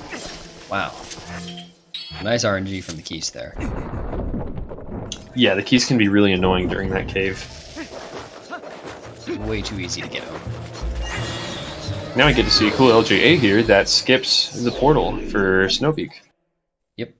And we're going to be going on a spiritual journey here in a minute. That's right. Jacquaid is going to say yes to Yeto and go on a spiritual journey. He better. That's lame. No, Jacquaid.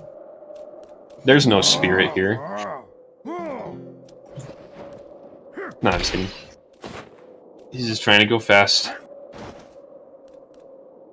Yeah, Jacquaid, as of last split, was still a mere 21 seconds behind PB. Not bad.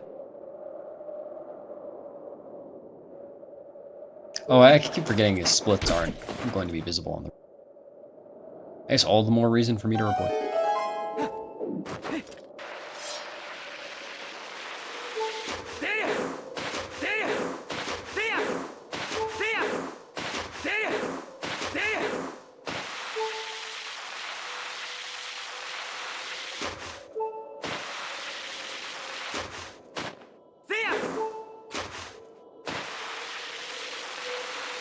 How much does RNG affect a TP run? A lot. There's quite a bit of RNG throughout the run, including some really notable moments like Zelda right near the end. The entire fight is RNG and can end up, there's over a minute of difference between a really good and quick Zelda fight and a long drawn-out one that is completely RNG's fault. You can theoretically lose an infinite amount of time on that. Yeah, it's really frustrating. That's probably the biggest instance of RNG in the run. Yeah. Yeah. I guess that's the most unmanageable RNG. Because even Bo can just juke you and completely destroy you. But it's unlikely you can mash. If you mash well, you're likely to do well. Also, Jacquaid just got a gold there. Very nice. And Morpheal has a bunch of RNG, but as long as you know how to manage that RNG, you're fine. Zelda, you just... nothing.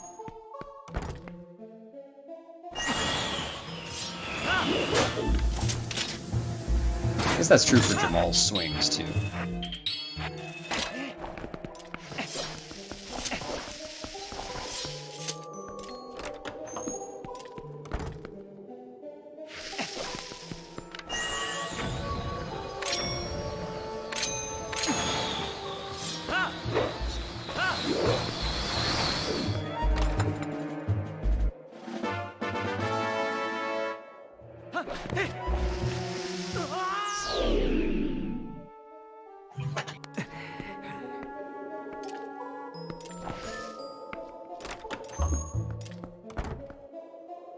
Oh, well, this is interesting. Jacquaid's doing the same bomb drops that I do. And I've noticed that that's unusual. I think most people do the bomb drops different. But I learned mine directly from watching Adi's PB. I wonder if Jacquaid got it from the same place.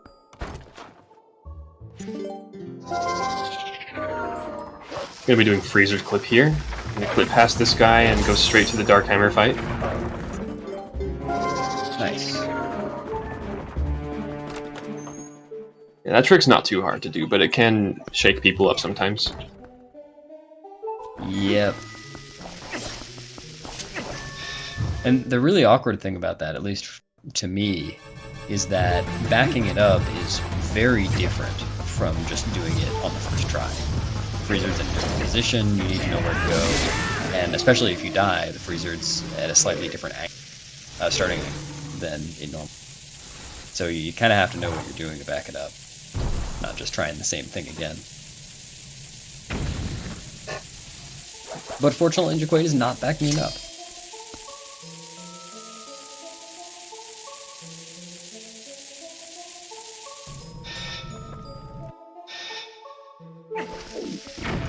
Playing very close to gold here, too.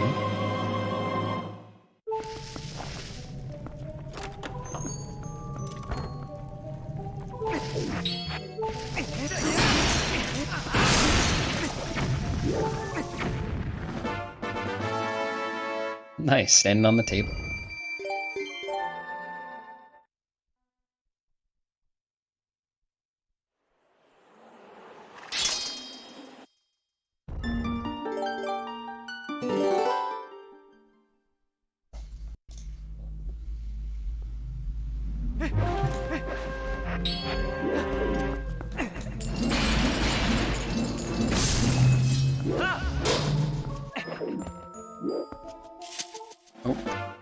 not quite getting that rupee the way he planned to.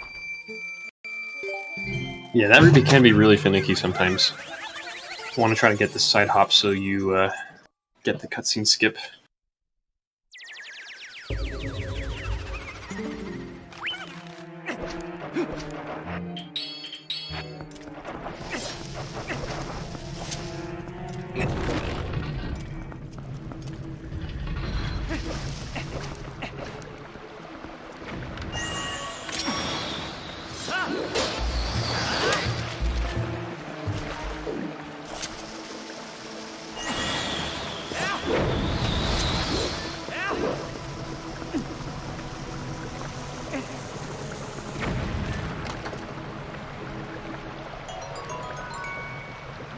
Going to be doing Lake Bed Boss Key skip here very soon.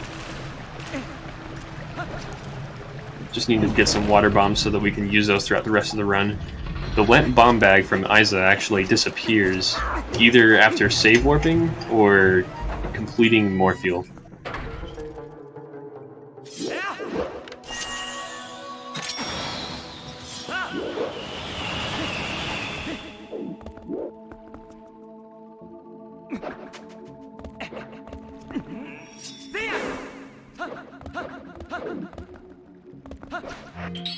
Nice, quick boss key skip.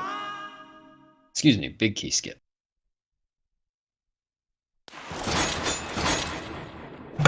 Yeah, either or.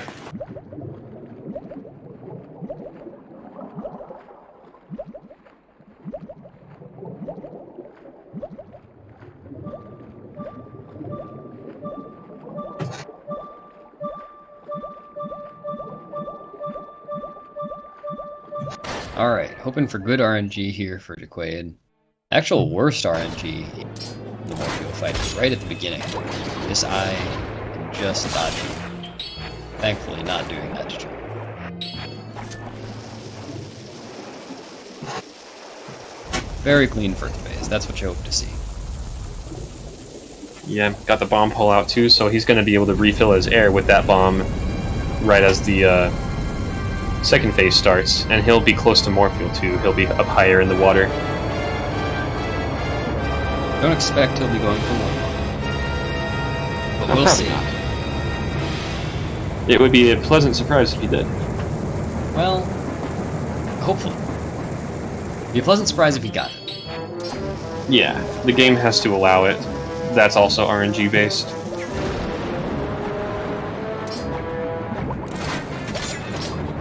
Yeah, no way one bomb would be possible with that much air.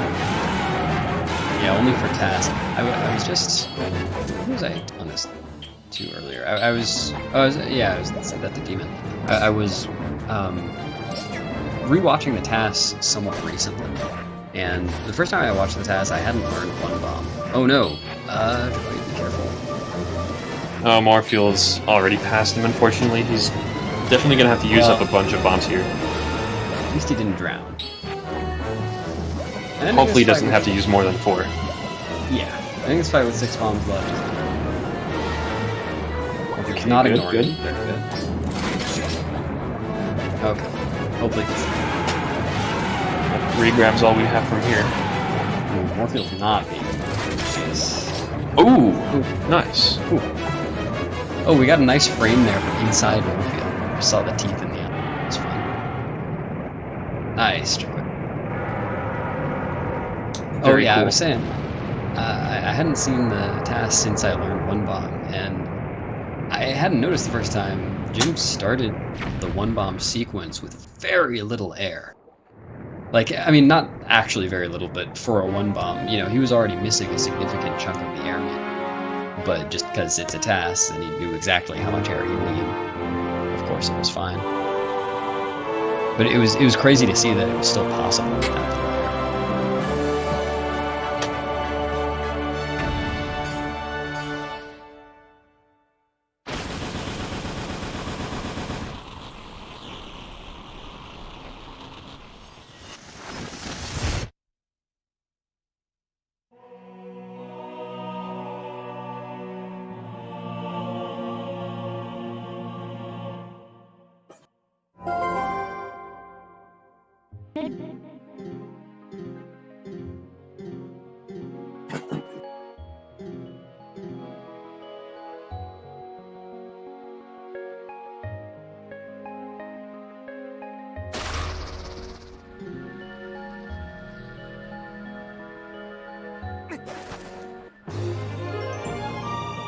Getting the heart container, a wise decision.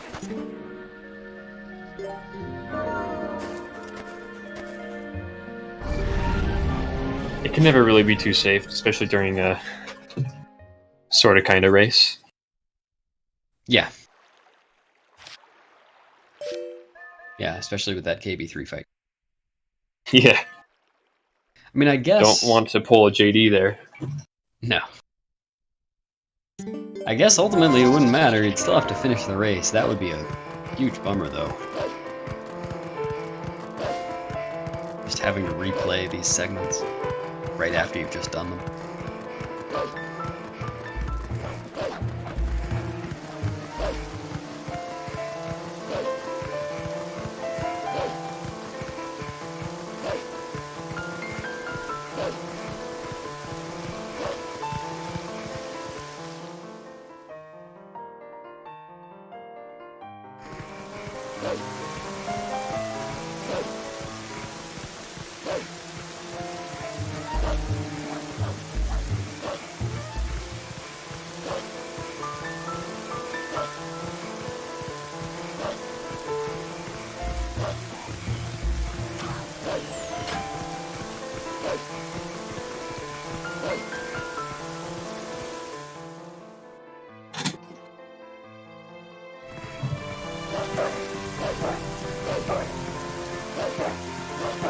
Didn't talk to the cat.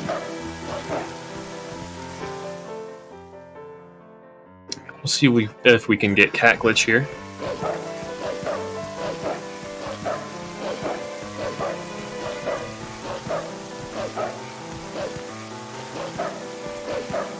Saves like 2 seconds if you get it.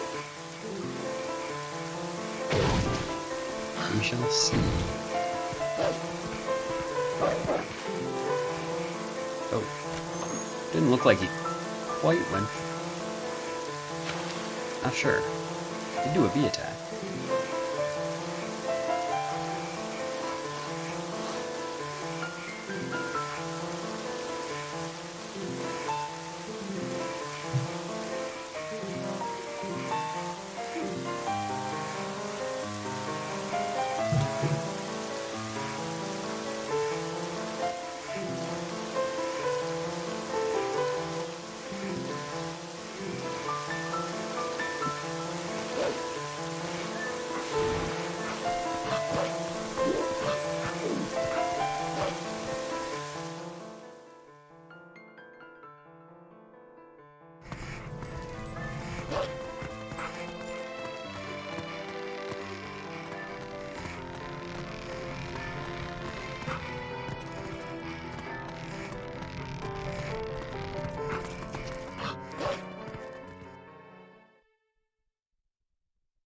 Thanks, Jacquaid, running around.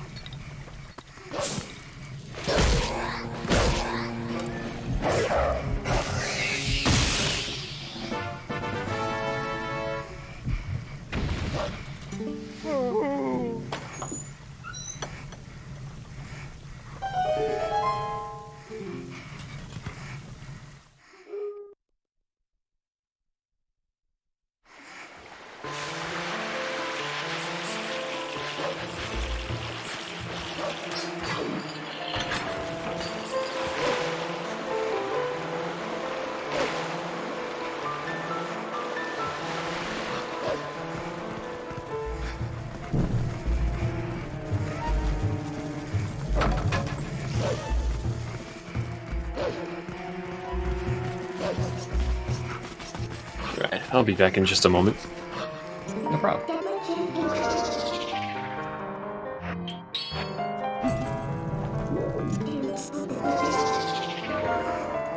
Yeah, this is a spider-heavy port, but I think we're done with spiders after this.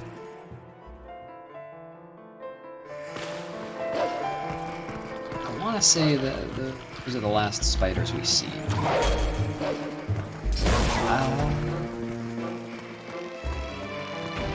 Oh. Huh. Usually people don't climb that route, but rather jump, somewhat precise jump over the stairs. I guess Jacquaid wasn't feeling it. Oh no! That is one of the most annoying things. I had a string of...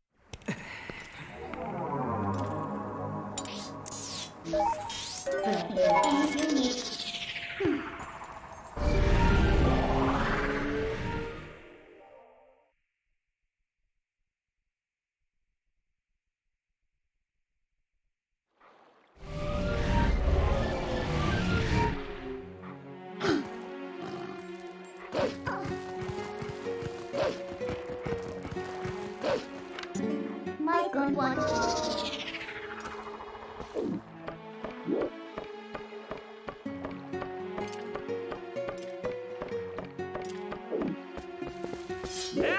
What do you need?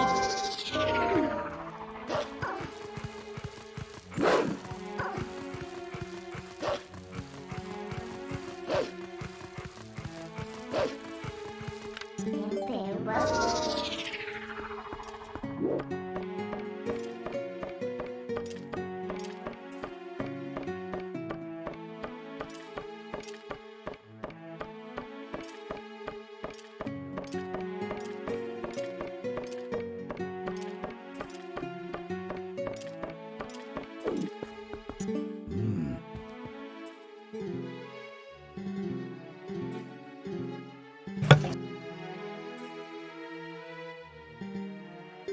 Mic check.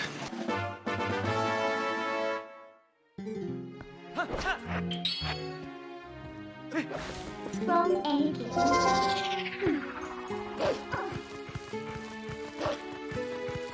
I think you might have been muted for a little bit, Beast.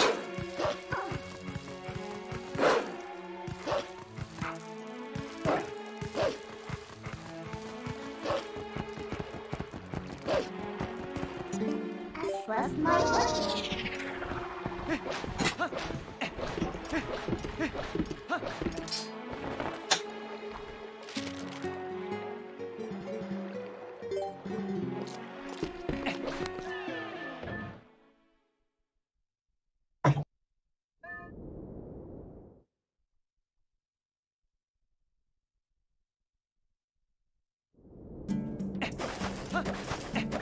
Feel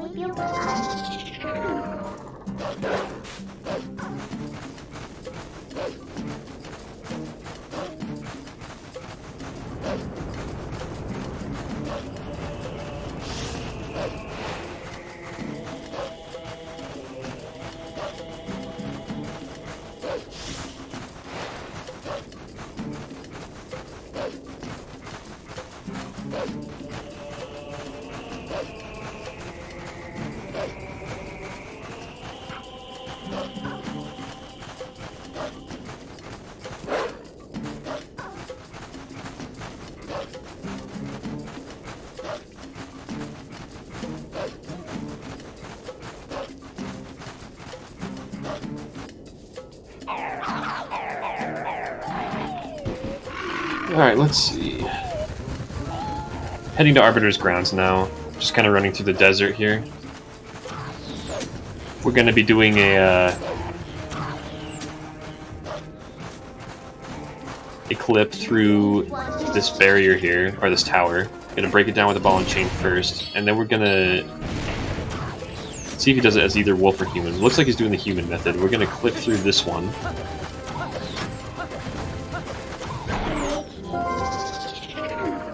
The wolf way of doing that is a little faster, but also easier to mess up. The trick we're going to be doing here is quite interesting.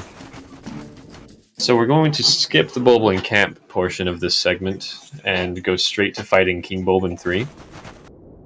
And by doing that, we're going to use Map Glitch and go out of bounds, and basically, while out of bounds, we're going to jump attack into the part of the map that triggers the King Bulblin fight.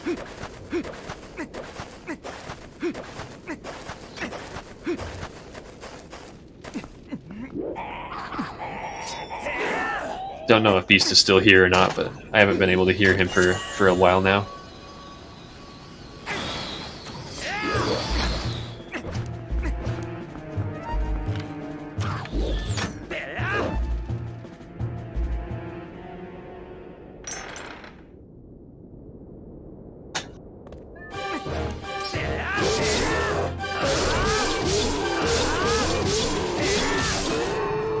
Solid King Bulblin fight. If you just do quick spins over and over again, it ends him pretty quickly.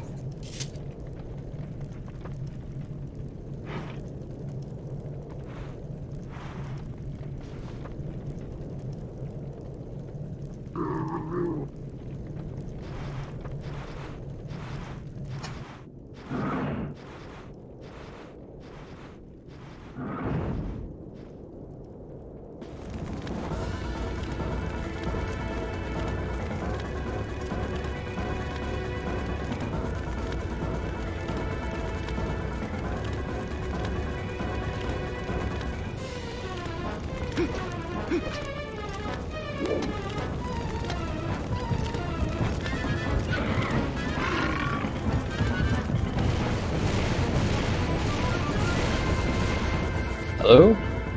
Yeah, I can hear you now. Ah, sorry, I guess Discord disconnected again, and... Dude, the last thing I heard you say was, I'm gonna... Or, yeah, you had to go away for a minute, so I had no idea.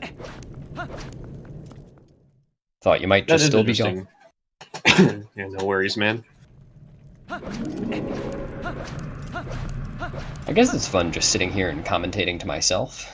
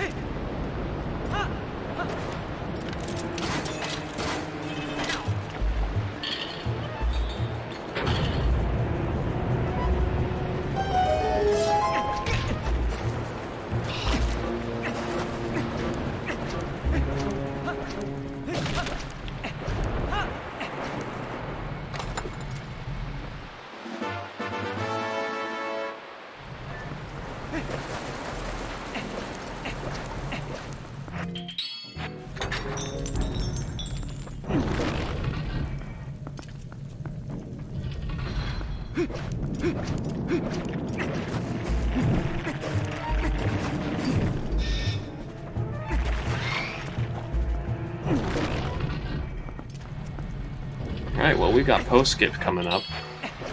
Yep.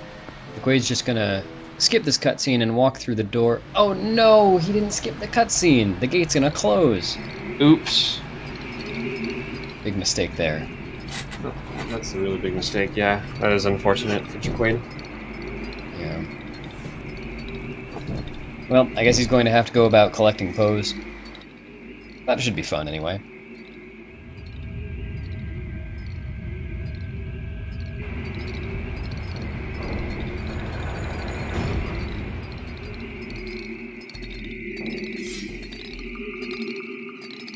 There's a very cool trick coming up in the room just to the left of here. We'll try to clip up onto a pillar to make a jump over to the next area.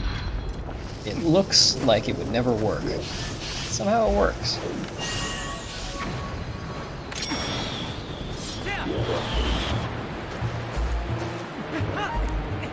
There he goes.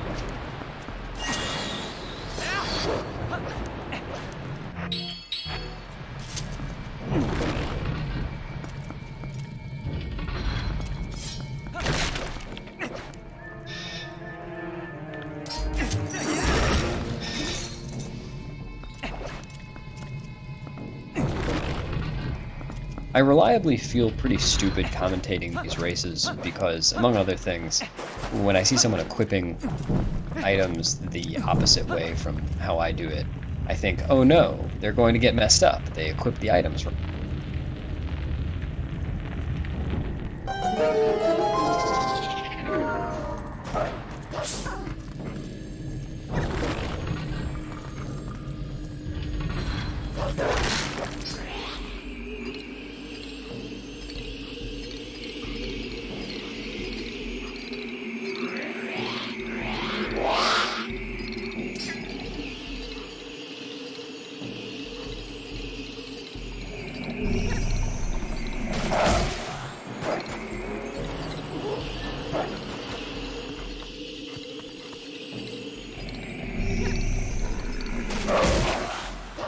Not bad RNG there.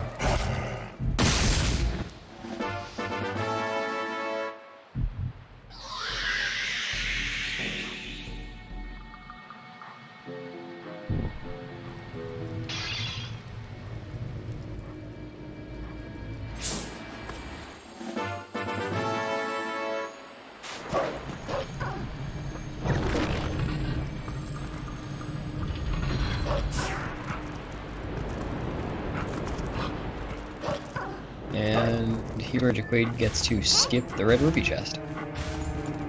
Welcome back, Beast. Thank you. I don't know why that keeps happening. Oh no, no, oh don't do it. Okay. I think I still could hear you. I was just talking to someone, so maybe I didn't respond. Oh no worries, I'm paranoid about it now, so I might just leave and rejoin a bunch. Hey, no worries, man. Just do whatever you need to do. I'm his wife! That was my wife. Ah, hello!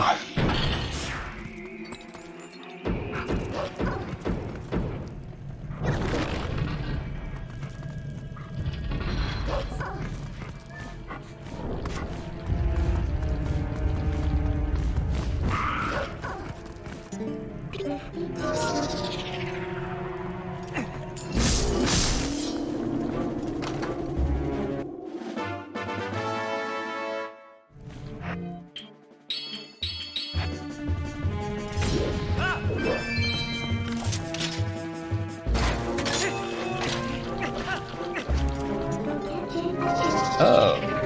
You know, I just realized that Jacquaid uses a bomb on the Moldorms in Poe 1 skip. I didn't even think about that while he was doing it, but that means he's probably going to use the ball and chain on the Stalfos. Yeah, we'll have to do some bomb conservation.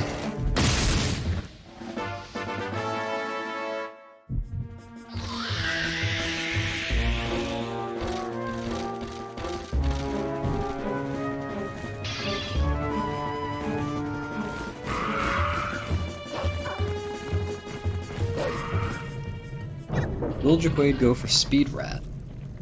If Jacquaid gets knocked out of the animation of pushing This, no, it doesn't look like this. Well, kind of going for it. Didn't quite. Well, it was an attempt.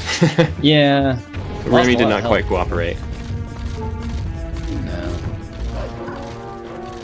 Yeah, if you get knocked out of the animation of turning that room around by the rat, as long as you're far enough into the animation, the room will still turn, but you're free to run to the door immediately.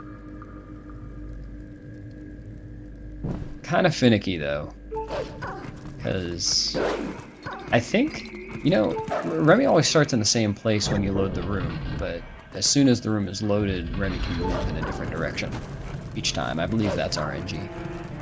That's how the, I know that's how the Style Children work in the room, in Po 3 room. Yeah, always spawning in the same place, but then moving with RNG from there. Yeah. So, makes the trick a little annoying.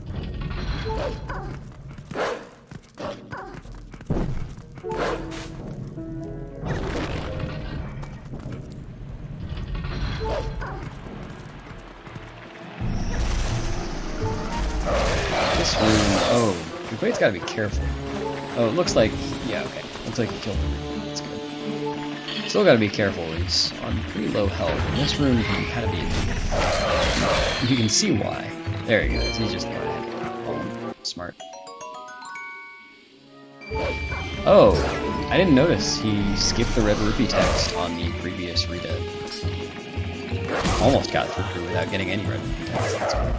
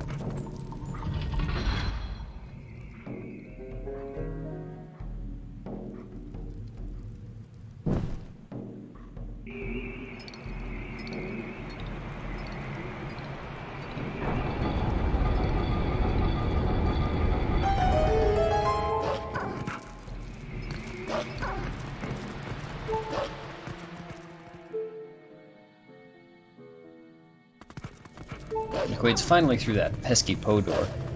Too bad he let it down in the first place. It is unfortunately impossible to get past that without clearing the Po's, but fortunately we don't have to do all 4, just 3.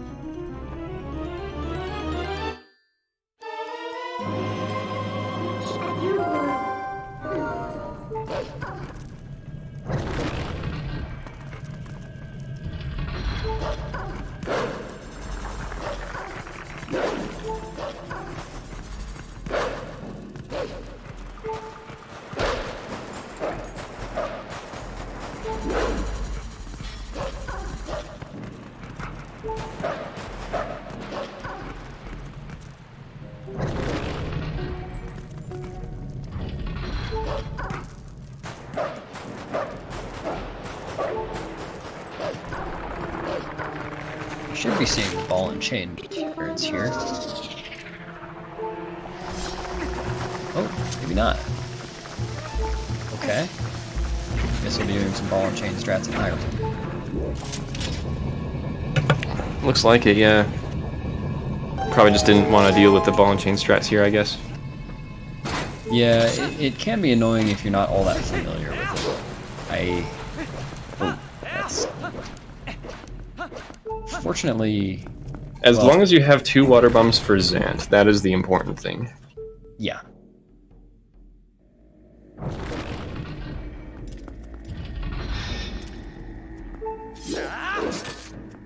And I don't know whether Jacquaid goes for Death Sword Skip. Based on his gold, looks like he does. Oh wait, no.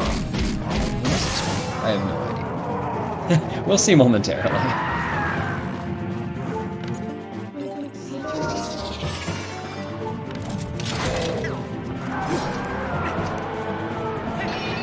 Yep, going for Death Sword Skip. Okay. I guess this is a good try. I got good RNG.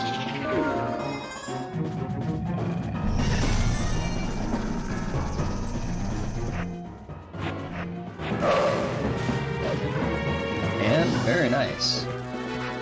Good pause buffer. Or item buffer.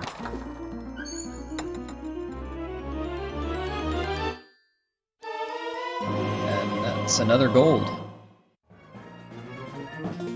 That's nice to see.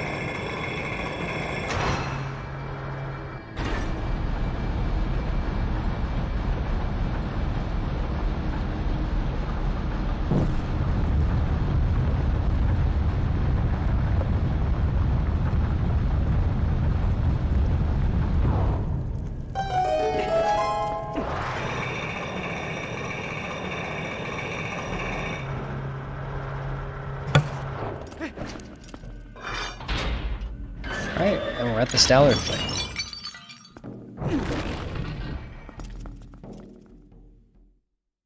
AKA pinball.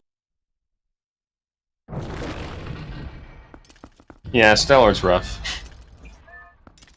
I Stellar personally find the can first be good. phase tougher than second phase. Even the second Well- phase has more like strats. I mean, second phase has the one strat, and then you get it or you don't. Of course, there's, I guess, the backup.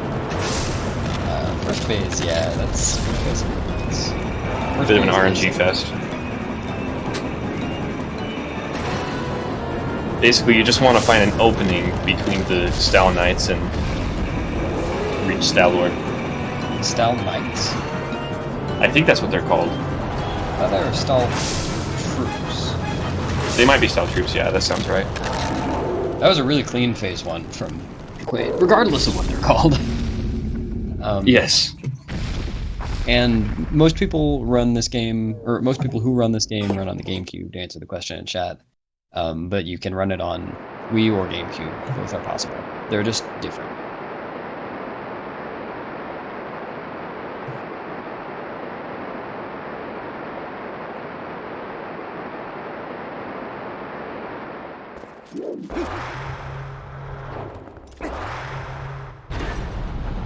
Always awkward spawning behind Stallard's head there.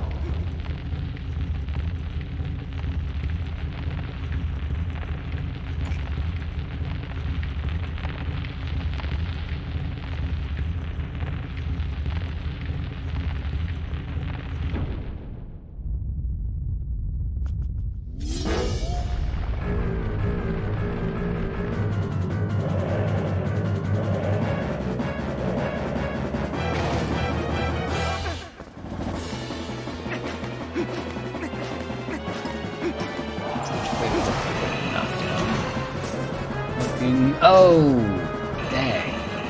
Just missed it. Looks like Jacquaid's gonna go all the way up rather than doing the brake sliding back up. Rough, dude. Yeah. The timing is pretty tight. How many frames was it? I have no idea, actually. I don't think I've ever heard a frame count for that. I want to Do they- say around like 10? Well, I think it depends on your position, like, and where you end up with your rolls. Oh, for sure.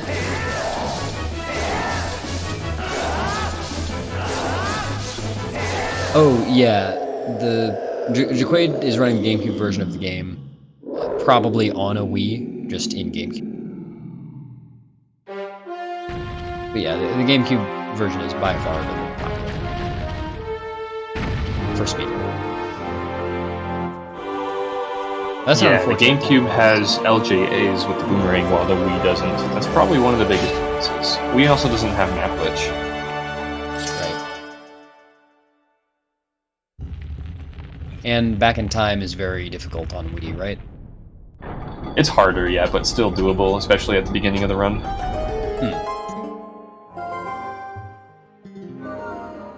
You just have to kind of jump off the bridge and time it right.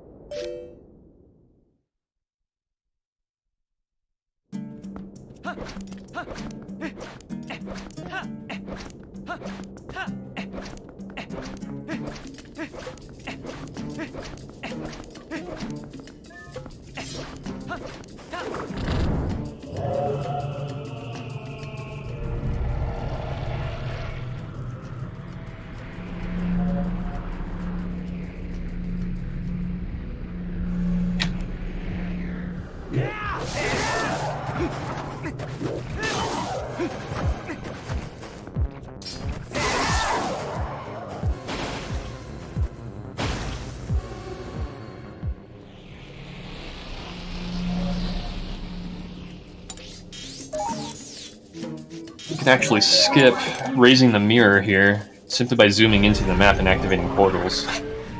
It's very funny how that works. Convenient, yes. It's almost like the developers wanted us to do the speedrun this way. Very much so.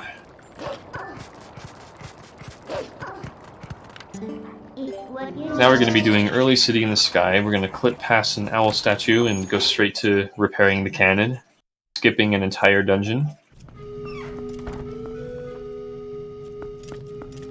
More than that, in fact. Yeah, it skips a lot. Yeah, the spinner is only faster in the Star-Lord room. Oh yeah, quite a bit faster. Yeah, the only time you see anyone use the spinner just for movement is in the Stallard room between phases when you're trying to get over to the center so that you can spin the platform up. You want to use the spinner there as much as possible just because it's faster than rolling. Everywhere else, much slower. Yeah, and It's maybe a also little bit used on- at the end of Hyrule Castle.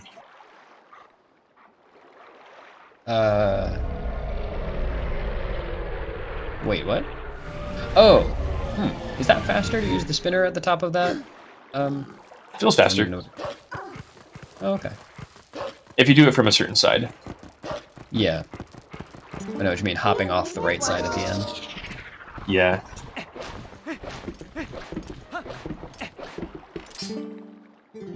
I guess you also use the spinner when you're approaching Stallard in the very first room of Arbiter's, just to get over the sand. Yeah, just that whole room just massively buffs the spinner for some reason. It seems like that happens with a lot of boss rooms, in fact. Notice how much farther the claw shots go in Argarok's room. That's right.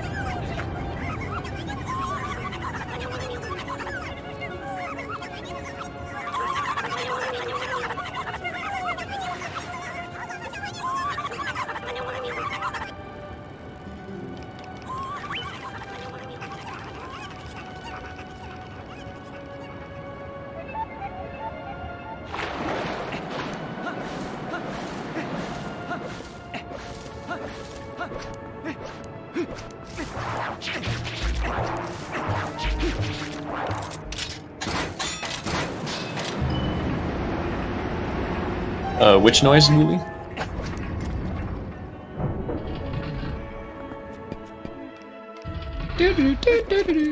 That one in the city. If I had to guess. Or maybe the part where they're like freaking out after the dragon shows up.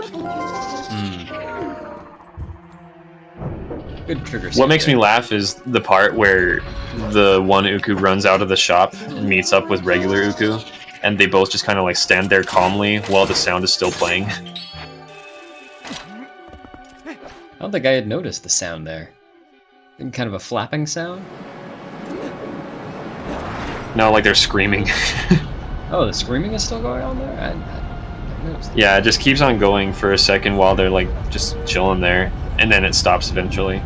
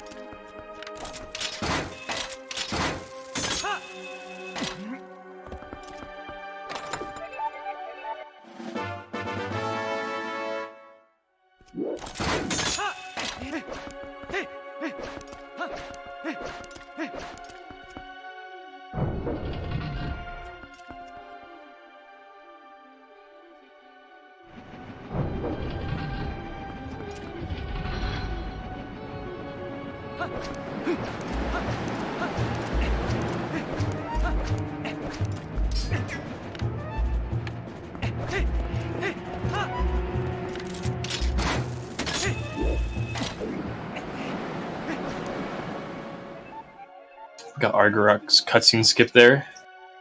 Yeah, that was really good aim there on the vines as well. A lot of people have been practicing this segment lately. It's a fun one. Yeah, it is.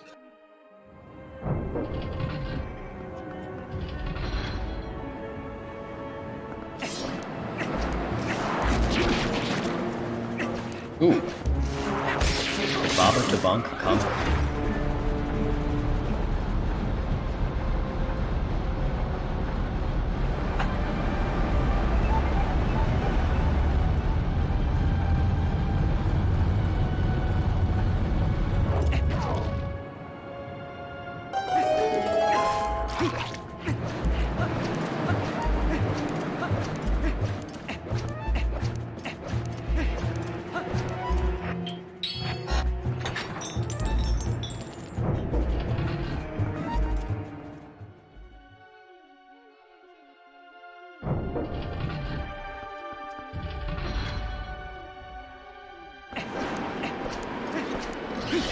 Yeah, the Yuka do elicit a pretty strong reaction from a lot of people in Strain. I find them to be totally fun. To each their own, I suppose. Yeah. I can see why somebody would feel that way.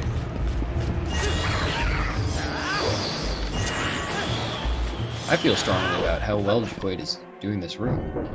That was great. That was not bad. It's easy to mess up in a lot of parts there. But that room is fun to do optimally. It's very fun. Oh, nice. Going for the... Oh, no. No, Jacquaid. He was a little late on the claw shot there. Yeah. It's too bad. Yeah, I didn't quite... Ah. Dang. It's a very silly strat. You can just scare the... What are those? Dynalphos off with the claw shot rather than killing them.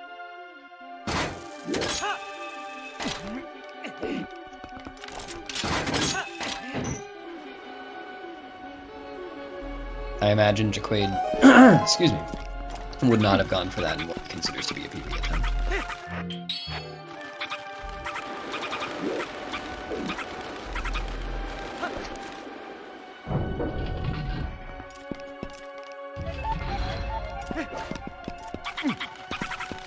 Gonna go for a Uku jump here.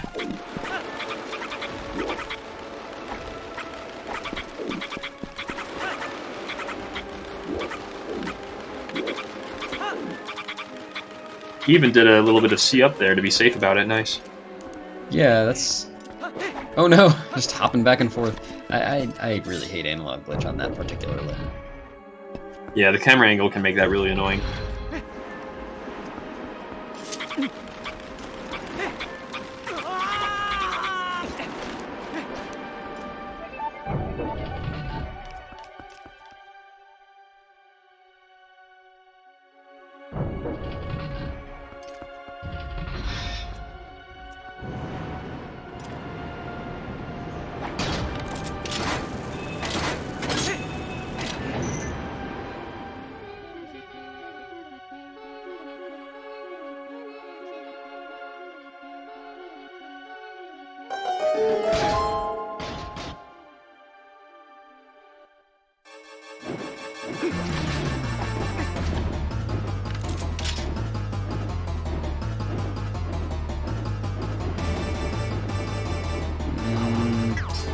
Oh no.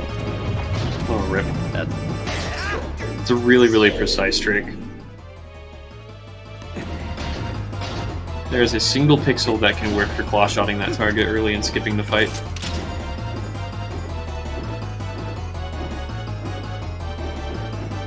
It's so precise that it can be hard to tell sometimes whether you're even standing. No. Missed Standing another right time, close. unfortunately. Yeah, this is unfortunately a trick that you can kind of just miss indefinitely.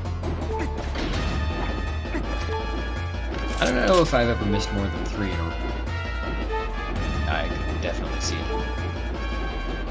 Ooh, and the Ralphos is not looking nice this time. There is some RNG in this trick, how quickly the Ralphos attacks. And that was really cool. Yeah, this is quite unfortunate.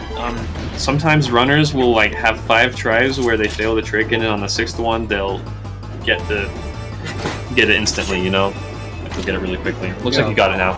That's good. You just never know what will happen. Yep.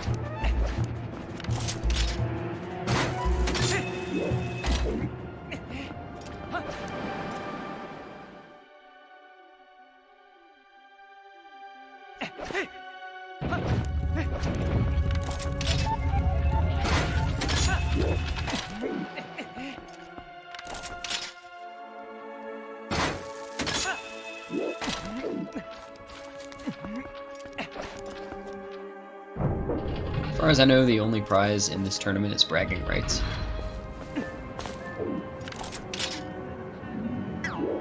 Yeah, pretty much. And getting to compete in the finals, which I've enjoyed myself. I think it's definitely brought the community together too. More people have gotten to know each other and hang out and chill and Yeah. just have an overall fun time playing this game fast.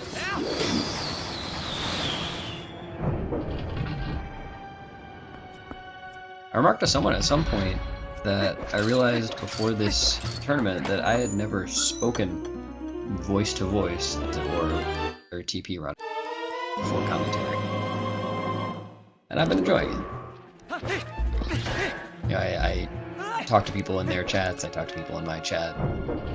It's so rare that we just talk.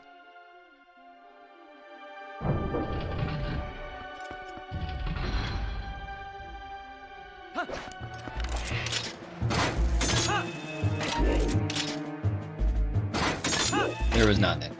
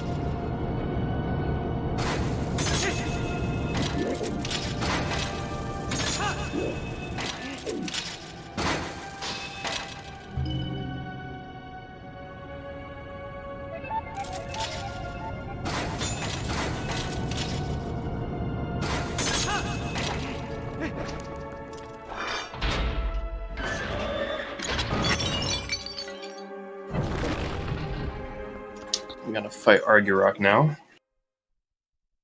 Can't we just get along with Argorok? No.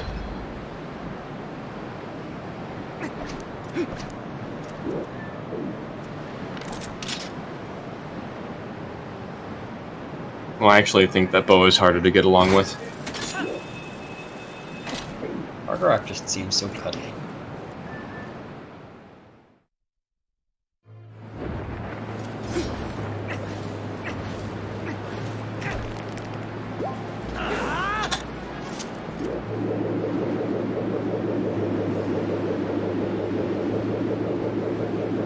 Jacquaid is taking this opportunity to spam L in preparation for the fight. Just gotta wait during this section. No! Oh, Jacquaid. No, dude, cool game! I thought he was gonna go for it. Didn't expect it to actually happen. Alright. Well, Jacquaid just claw shot at Argorok's tail on the first possible frame and got the glitch we call Cool Game, where you soft lock and cannot fight Argorok anymore. It looked like he caught it soon enough, I guess because he was expecting it, to save warp from there. I didn't think you even could do that. Does that even... Oh, I guess that you keep the boss key. Yeah, don't have to get the boss key.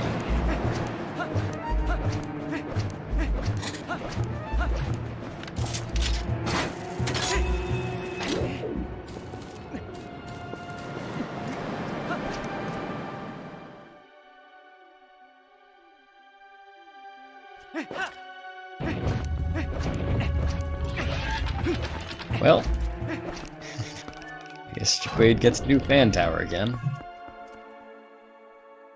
That's our second intentional cool game in this Wolfdash, I think. Simi got one during his race. Oh, do we know if he did it on purpose? Simi definitely did. I don't know whether Jacquaid did just now. I assume that was on purpose. Yeah, Argorok is a pretty cool boss.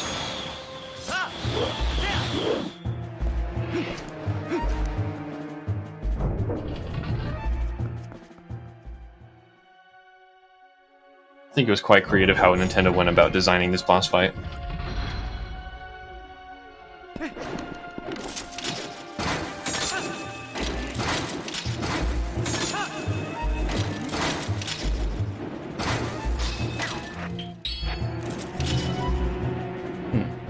I never thought about this before, but I guess it's a good thing that Fan Tower resets.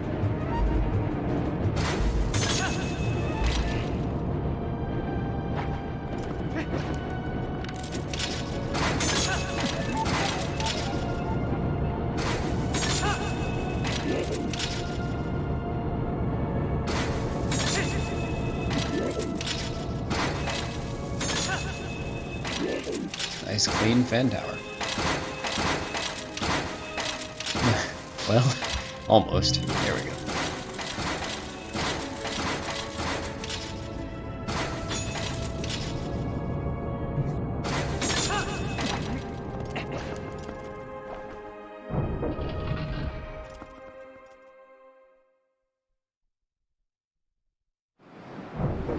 Does this cutscene still happen?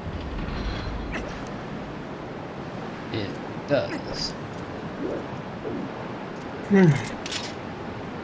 Yeah, I would assume so.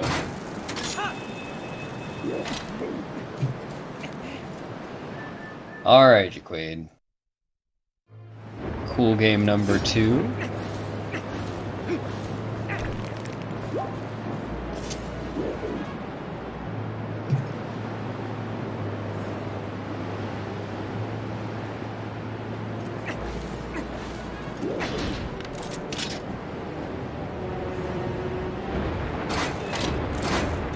No. He went for it again.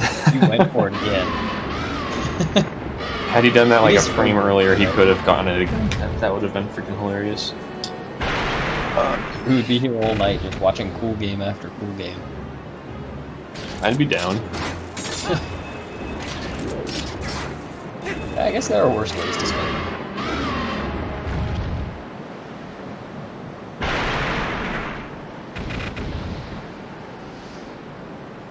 And Demise, I agree, Demise is a really sick fight. The movement's so nice, I did it twice. Stream can't see that, but on Jacquaid's source stream, he just wrote on the side, the movement's so nice, I did it twice.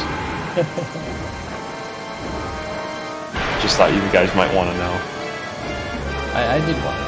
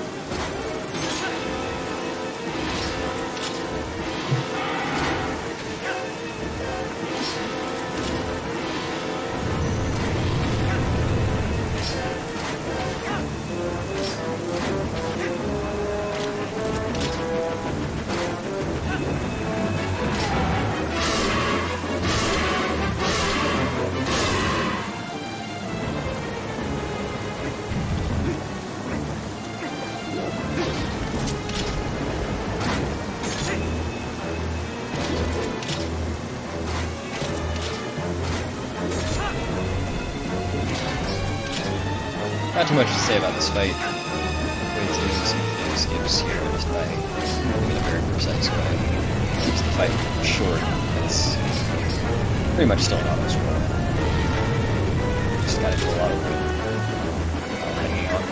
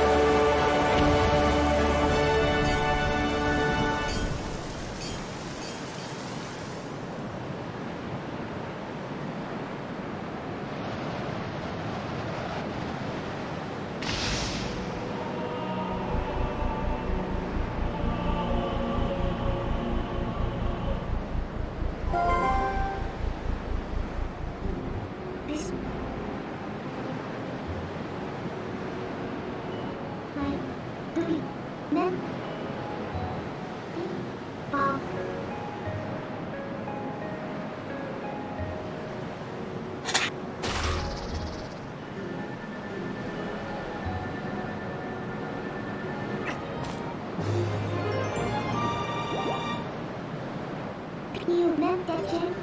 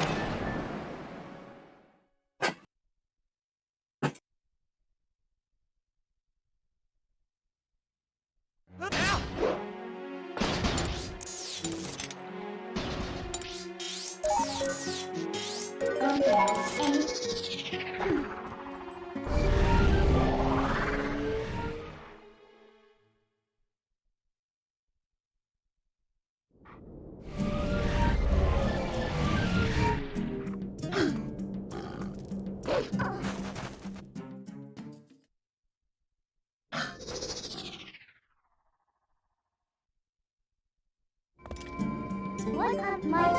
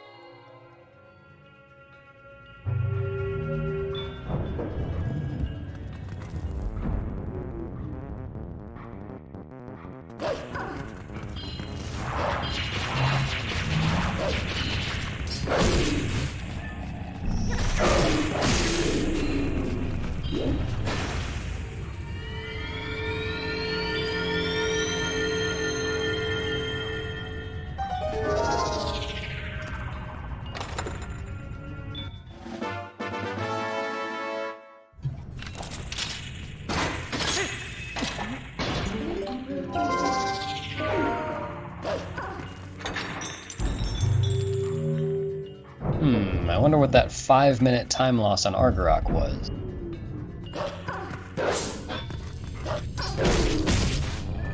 I don't know. Good question.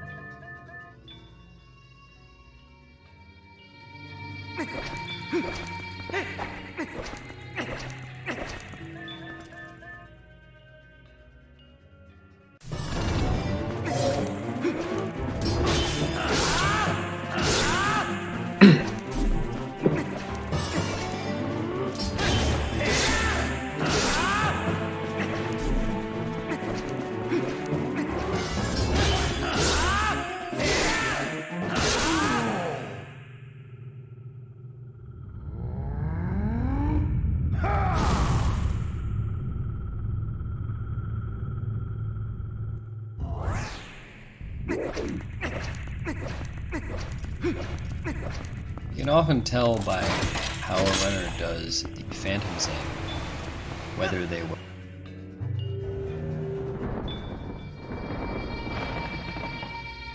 in the right direction decisively. Headphone.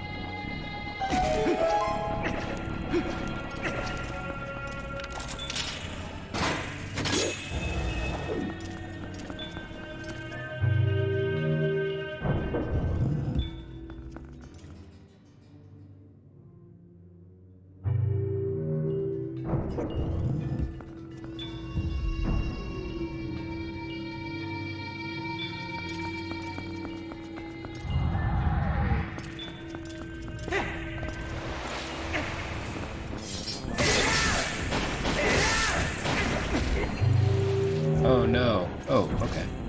That took... Oof. Quaid's taking a lot of damage.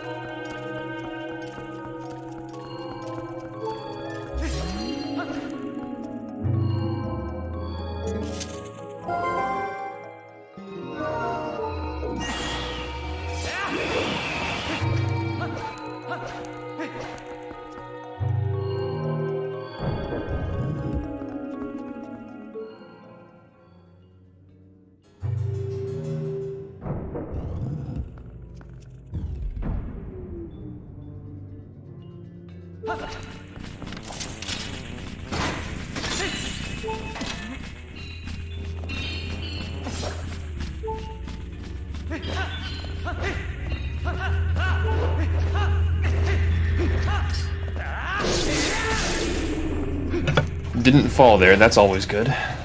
Oh yeah, nice to have it.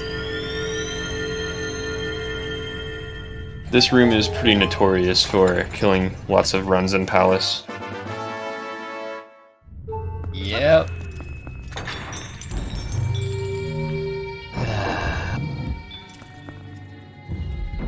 I have just so strangely managed to lose runs in this room, too. It's a little too easy to get whacked by the beasts here. And It's true, it's true. unfortunately easy to bonk as well if you're not careful. Recently I got really unfortunate. One of the keys flew and got separated. And it somehow forced me to bonk. It's just a rough time. I ended up dying because of it. Ooh, I don't think Jacquaid got that claw shot.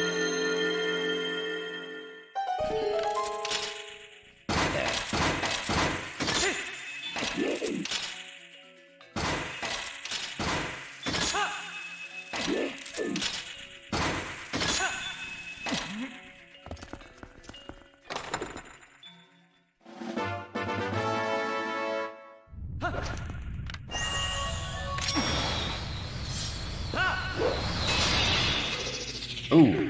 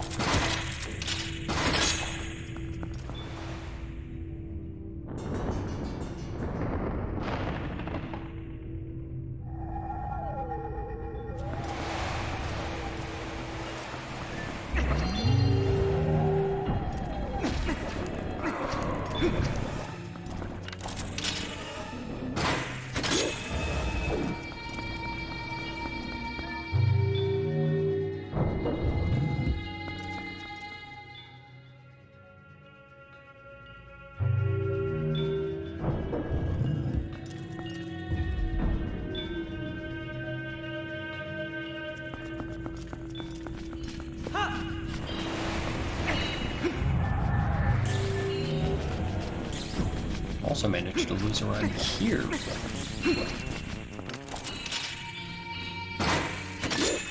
Yeah, this room can definitely be annoying. Just got killed by Keese.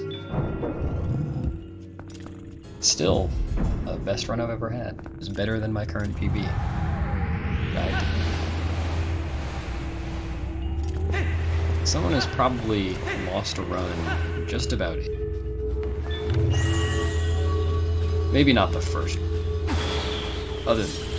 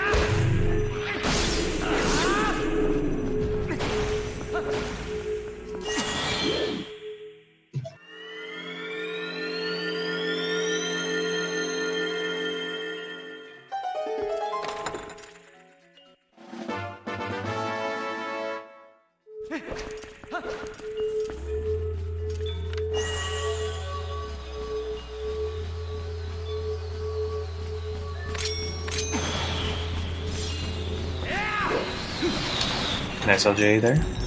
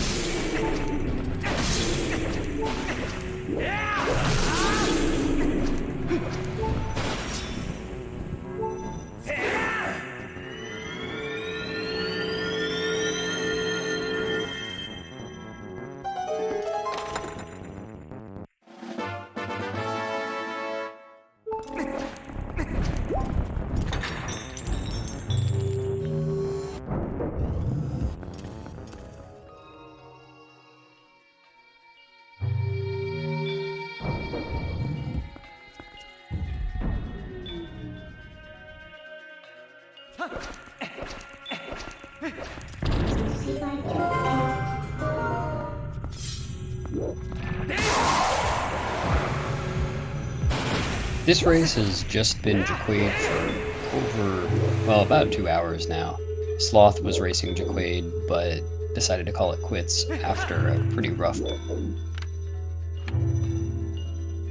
set of mistakes.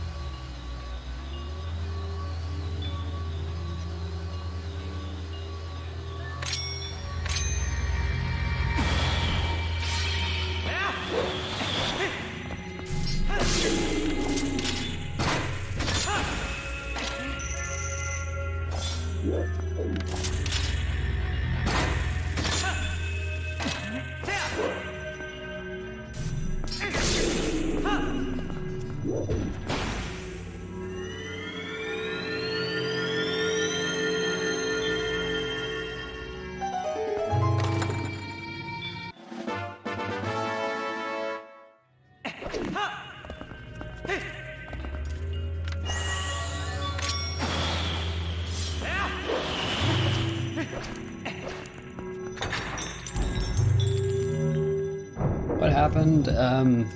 Let's see, it was 5th or 6th try EMS,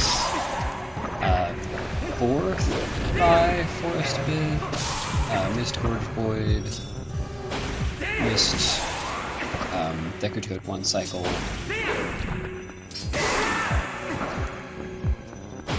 Let's see. I think you got first try Pillar Clip, right? Yeah, first try Pillar Clip and Sword and Shield Slip, but bonked on Cargrock out of bounds, and failed Ruby Roll. That was the last straw.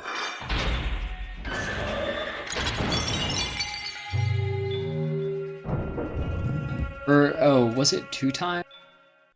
He failed it, went for the backup, that didn't work, but then saved warp, and then tried again, and then bounced off the fence. Which has got to be frustrating.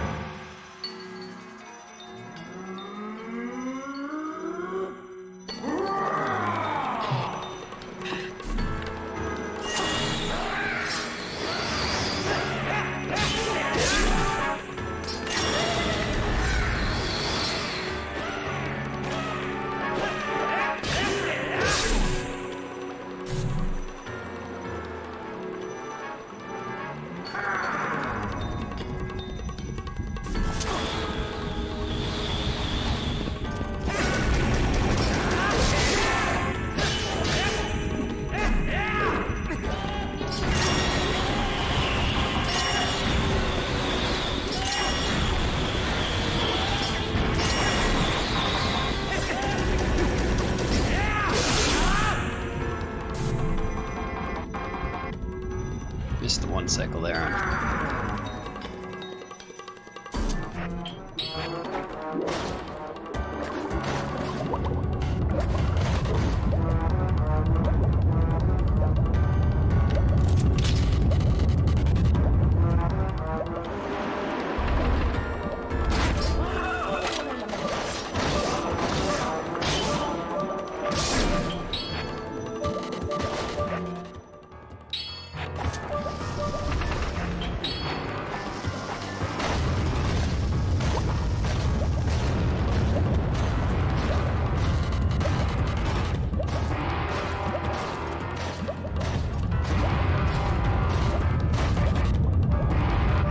Is just flanking his way around the arena. Always a good time.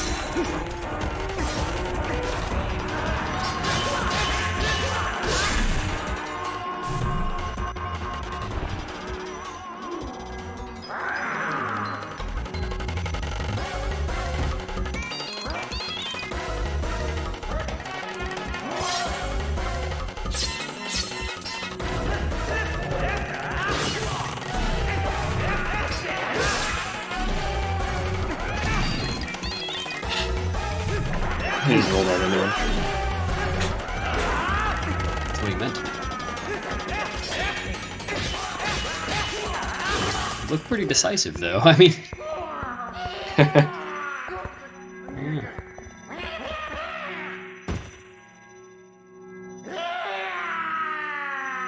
It happens. No reason to press A there. Just a weird muscle memory. Probably. Or what applicant?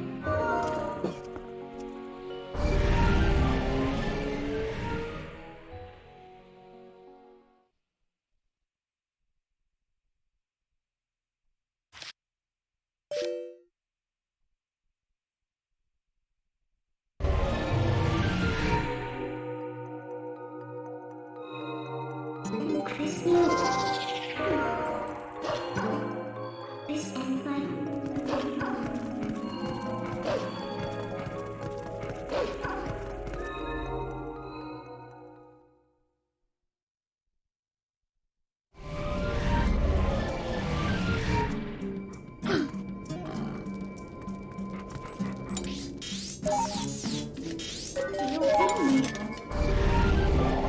Alright, heading to Hyrule Castle now. Gonna get the mail here. We'll see. If he skips the mailman, definitely world record. You're wrong. Definitely in trouble if we don't get the mailman. Aw. No more for Jacquaid.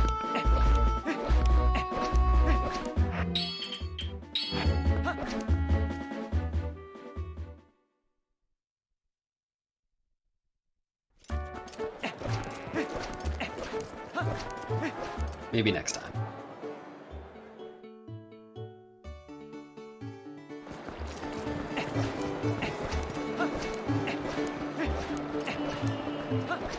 Alright.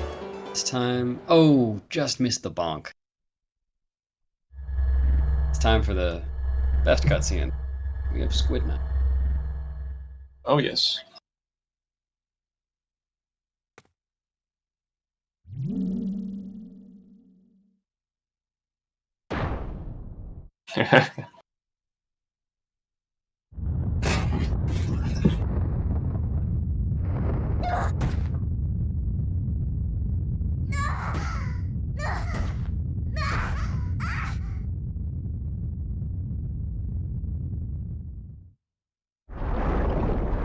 This one is pretty important to the story, though it's not like there aren't other can skip. Or what? There are other cutscenes we can skip. I'm not sure.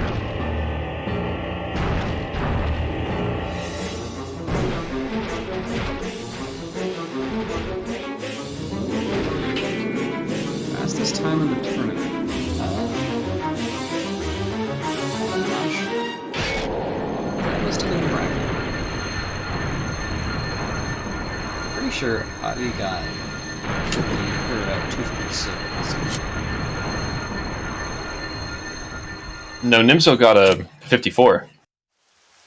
Nim's got a 54? Nice.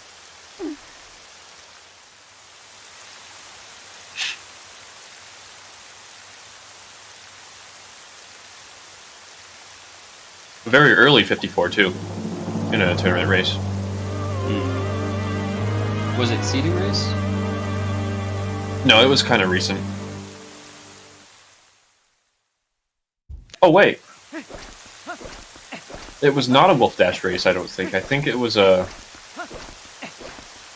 just a regular race. Oh, yeah. Yeah, in a race outside of Wolfdash, just, yeah, within the past week or two. Nimsa got, I mean, it was almost another PB, another record. Ah, Jacquaid's doing... Yeah, that would be insane. Yeah, no, he almost got it. I mean, I don't remember what the last straw was. Right up till the end, it sure looked like he was...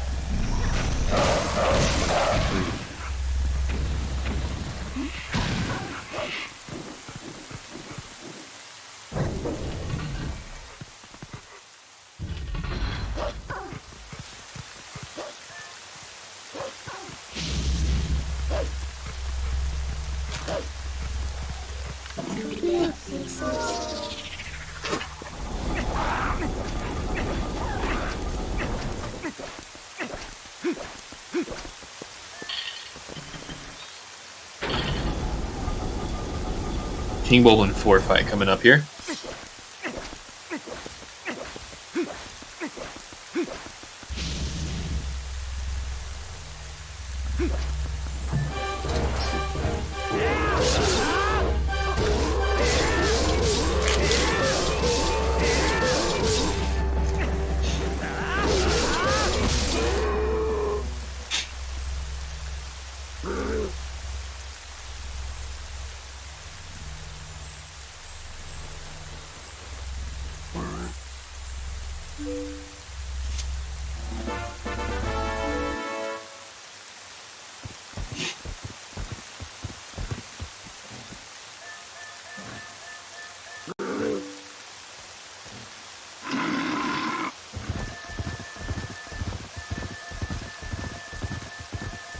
Will he get the text skip? Oh no! He got the backflip but didn't pause it. Couldn't quite mash it in time. That trick saves 3 seconds if you can get it.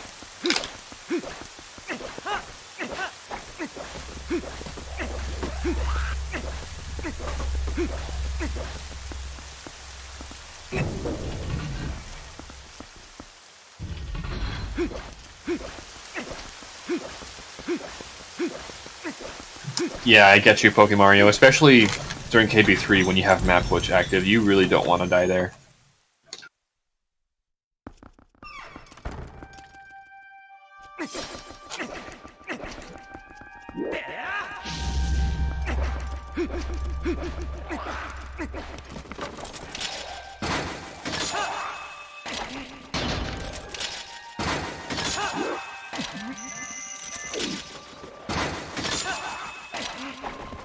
Nice aiming.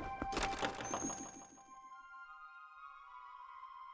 feel like I always plank the claw shot against those shin.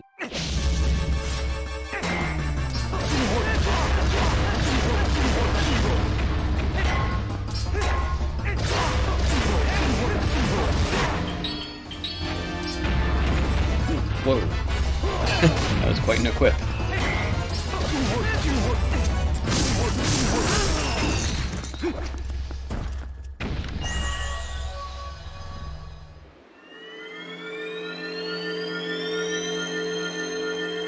Yeah, if you handed me a Wiimote and said play Twilight Princess, I would be scared. Oh no, I missed it.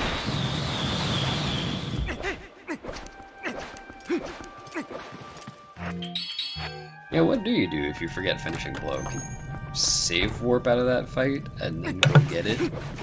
Yep, Come exactly. back, you redo the whole Ganon fight?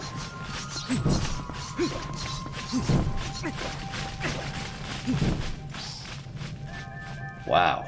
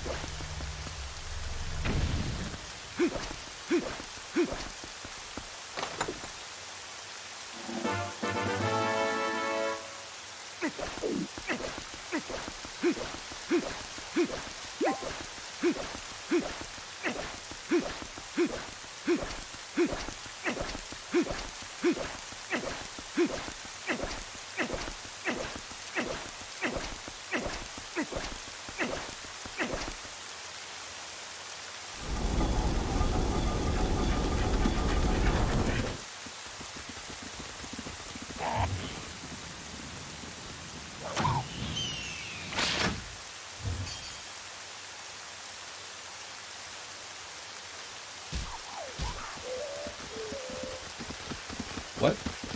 Zach racing?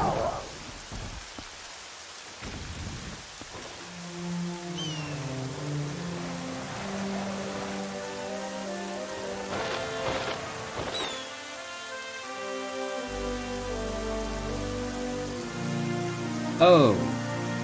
Oh, you're talking about in Zach's race against Briggles the other week?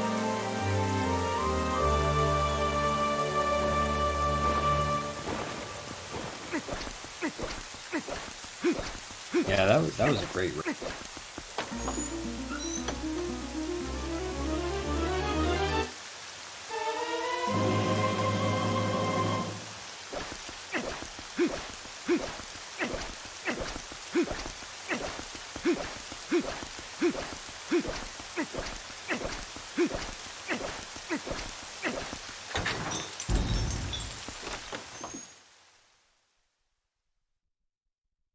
Oh yeah, I guess the VODs are there. Just not the...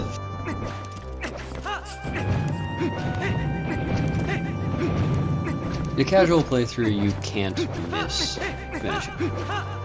The wolf is there in your way when you're approaching first time.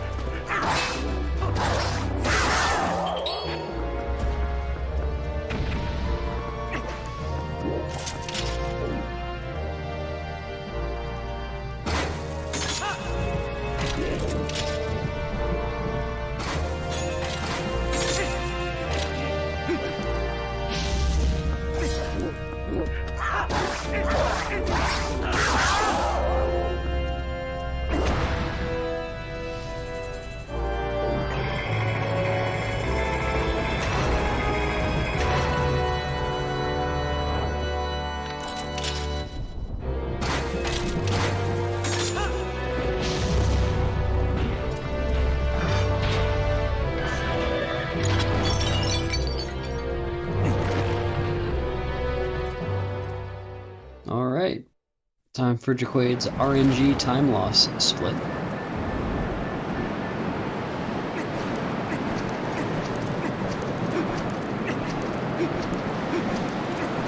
In a run where he went for cool game, I'm betting Jacquaid is hoping for the worst possible Zelda. Wouldn't it be fun to end with a 15 cycle? Wouldn't it be fun to end with a Zelda crash? Yeah, oh, he tried. Of course you did. I forgot about that. I never remember that until I'm there. I haven't practiced it.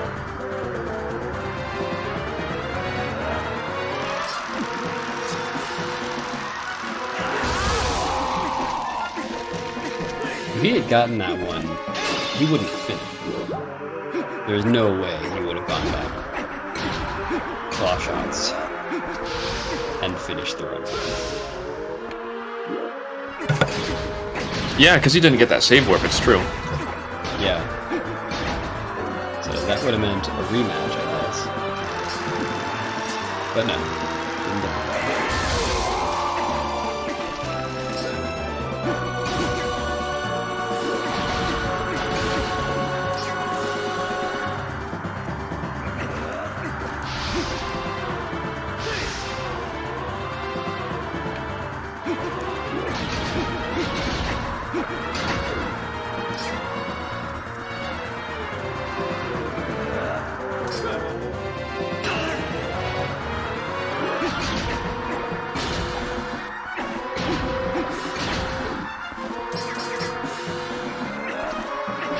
He is pretty amazing at putting the boots on.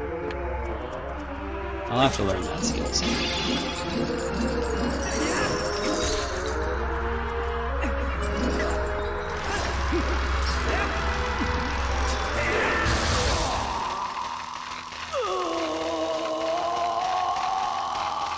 Looks like Zelda wasn't.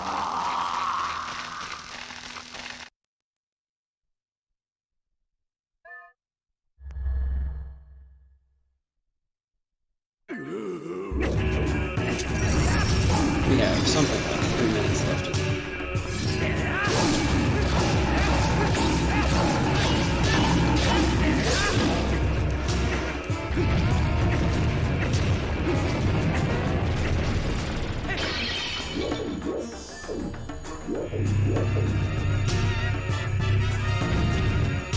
Good choice of noise to make.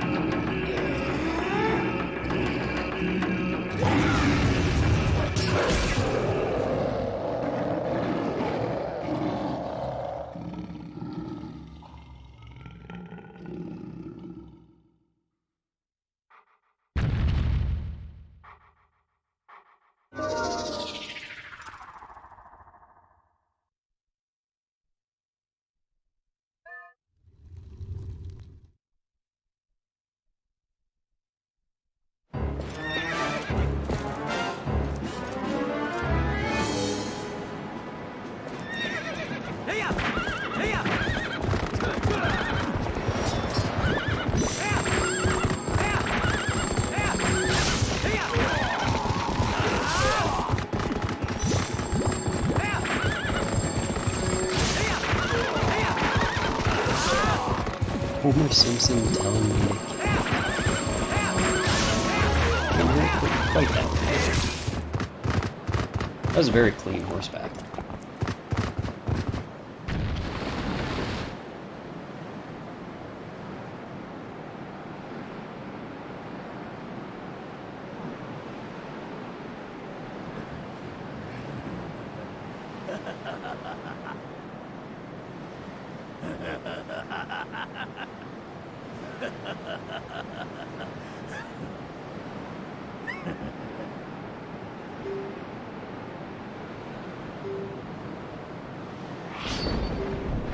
I'm here Ganondorf's desire. Wants to take a foul blade and use it to blot out the light forever. Okay, got that. So we'll be on the quiz after the race.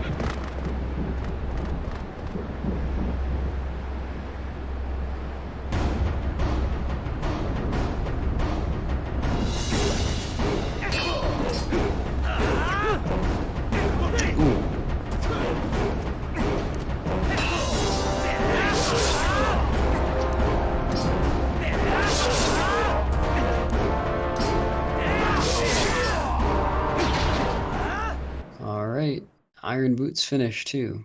GG. Yeah.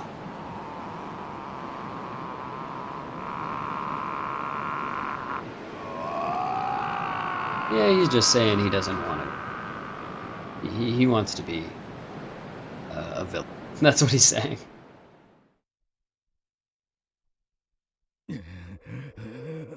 Alright, Hello. well, that Hi. was... What? Oh, hey, Jacquaid's here. Hello. Yeah, hello. GG, congrats. Yeah, thanks. That run was something. Yeah. I did go for cool game on purpose though. I'm clearly yeah, sandbagging. Oh, GG, by the way, man.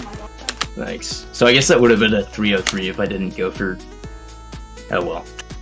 And hey, did we Yeah. catch you going for the Zelda Crash too? Yes. That would've been was a very great. crazy decision. Well, I mean, like, let's be honest, Sloth already forfeited, so I don't see what the problem Well, is. No, you have to finish to continue. Oh yeah, well I could have technically finished by just Yeah. going back to my previous save in city and making you guys Yeah. watch like another hour And of then doing content. cool game again. Exactly.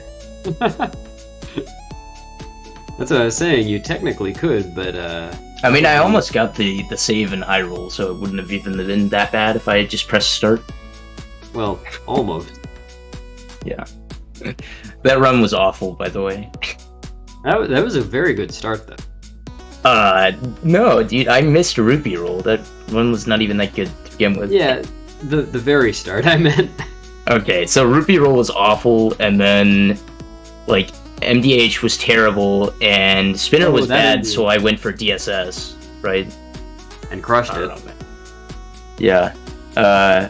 I thought at that point that 16 seconds might actually be worth it because I was still trying to PB, and then Stallard happened for some reason, and then Oh yeah. double claw shots. The Rolfo skip was just awful, and I just decided, nope, just gonna meme. Yeah, that's a good point to choose that. Or alpha skip. Yeah. If you take it too seriously, is brutal. Oh, we just got to hear the clanking. Good Mhm. choice. Yeah, Well, that was it's pretty good city movement both times though, right? yeah. Looked like you had it on lock. Both Yeah. good fan towers too.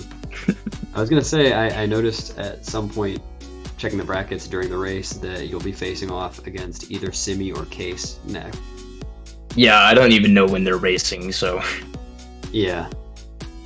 Nor I, but a daunting race to say the least. yeah, I expect I'm probably gonna be playing against Simikins, which should be a good matchup if I can play like I did today before going for cool game. Mm-hmm. Yeah, that'll definitely be a race to keep an eye on.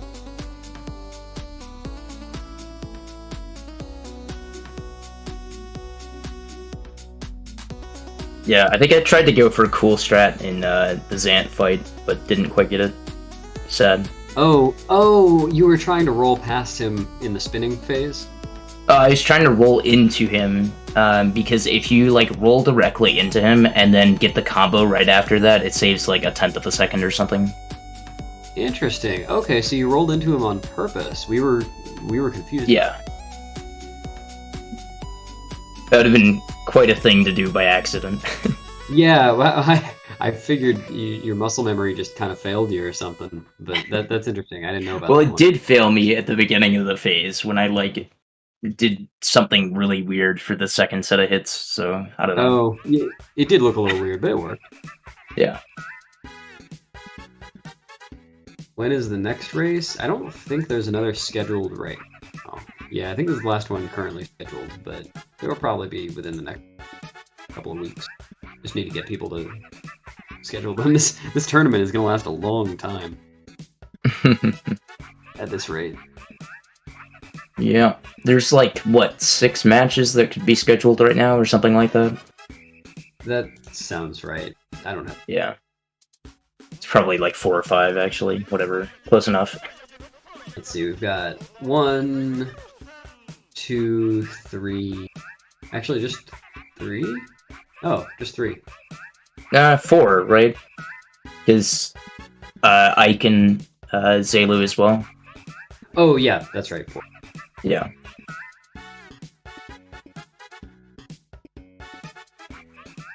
Yeah, well, hopefully they'll be coming up soon. Mhm. Any other highlights in your run? The cool game kind of eclipsed everything else for me. I'm trying to think. I don't know. I mean, like, parts of my run were okay, but mostly just like Ruby Roll and MDH and like cool game, and Yeah. maybe like one other thing. I don't know. Moorfield, you had some good saves on Moorfield. Oh god, that was dumb. I actually like forgot to pull up the item wheel on one of the bomb pulls. Oh yeah. That was really dumb. But anyways, it was a 4 bomb because of that. But it was like a super fast 4 because I was just accidentally dropping bombs. Yeah, it wasn't like swimming all the way up and then having to come back. No. I was a couple of golds this run, right? Yeah, let's see, I golded Inter Snowpeak and Spinner, both of which are bad golds, but whatever. Well, that was, you usually don't go for DSS in Spinner gold, right? Or in Spinner at all. Yeah, well, I only went for that because I was thinking there's like a distinct possibility that I finish 16 seconds or less behind PB. Yeah. So.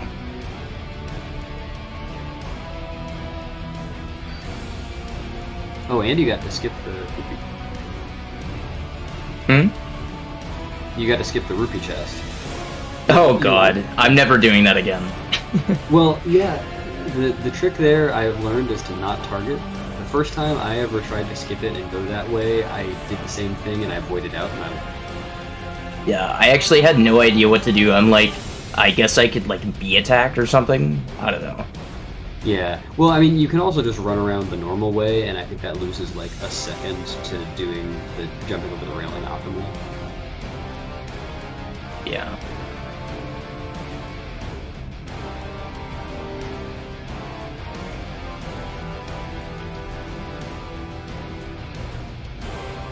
You guys have any questions? I'm trying to think if I was like trying to show off the wolf strat for bombs. Like I didn't save bombs and arbiters because I specifically wanted to show off the wolf strat for Hyrule. And so you can see it didn't lose that much time. And actually, that was just a bad version of it. Like you can get them all dead in like 1 minute charge, I think. I just didn't get lucky. Yeah. But I'm pretty sure that the gate timer keeps going while you're like talking to Midna. I could be wrong about that, but I'm pretty sure it doesn't lose as much time because of that. It did seem to open. It opened sooner than I expected because I was wondering about it. Yeah. Yeah, I think that's a thing, which makes the wolf backup strat pretty good. I guess that would make sense in the same way that early platform makes sense. Mm-hmm.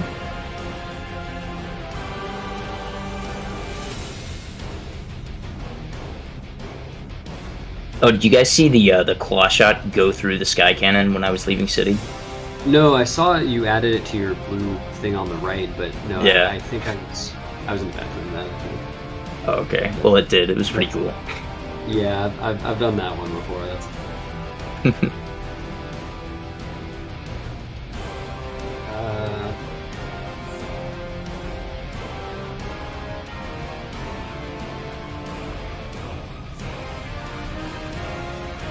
Anyways, I went like totally brain dead on multiple occasions and just lost like random time for no reason. So it's just not a great run. Yeah, right at the beginning I noticed your file name. What are you procrastinating on? Oh, I have to write a thesis to graduate. Yuck. Yeah. So I need to actually kind of work on that pretty soon here. Good luck with that. Mm-hmm.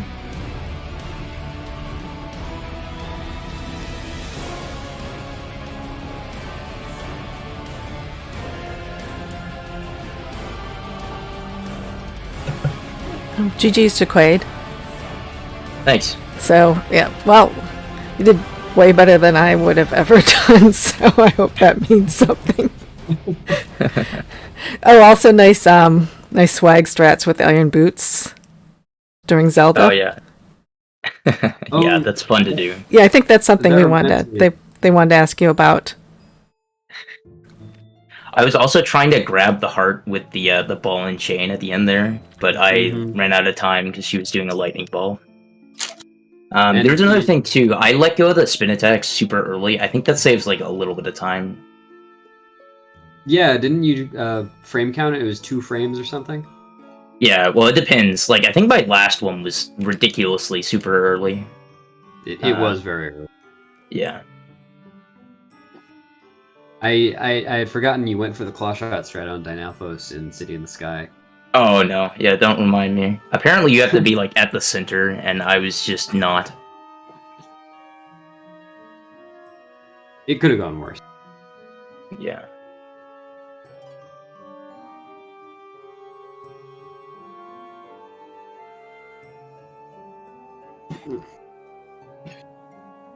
Well, good job, man. Yeah, Yeah, GG's. thanks. I'm distracted. Yeah, sorry, I'm I haven't actually been saying too much. I'm actually watching the end scene on the commentary page, which you can't see because we have the interview page up for the restream. It is cinematic, yes. Yes. It's always an emotional scene to watch after a great run. Did I miss where she apparently says to Link something about, like, is my beauty so great that you can't speak? That's way earlier in the credits. That's only Okay. about a minute after the Ganondorf. Yeah, that's like her first line after Ganondorf. Yeah, because that's the whole thing about Link, that he never speaks no matter what.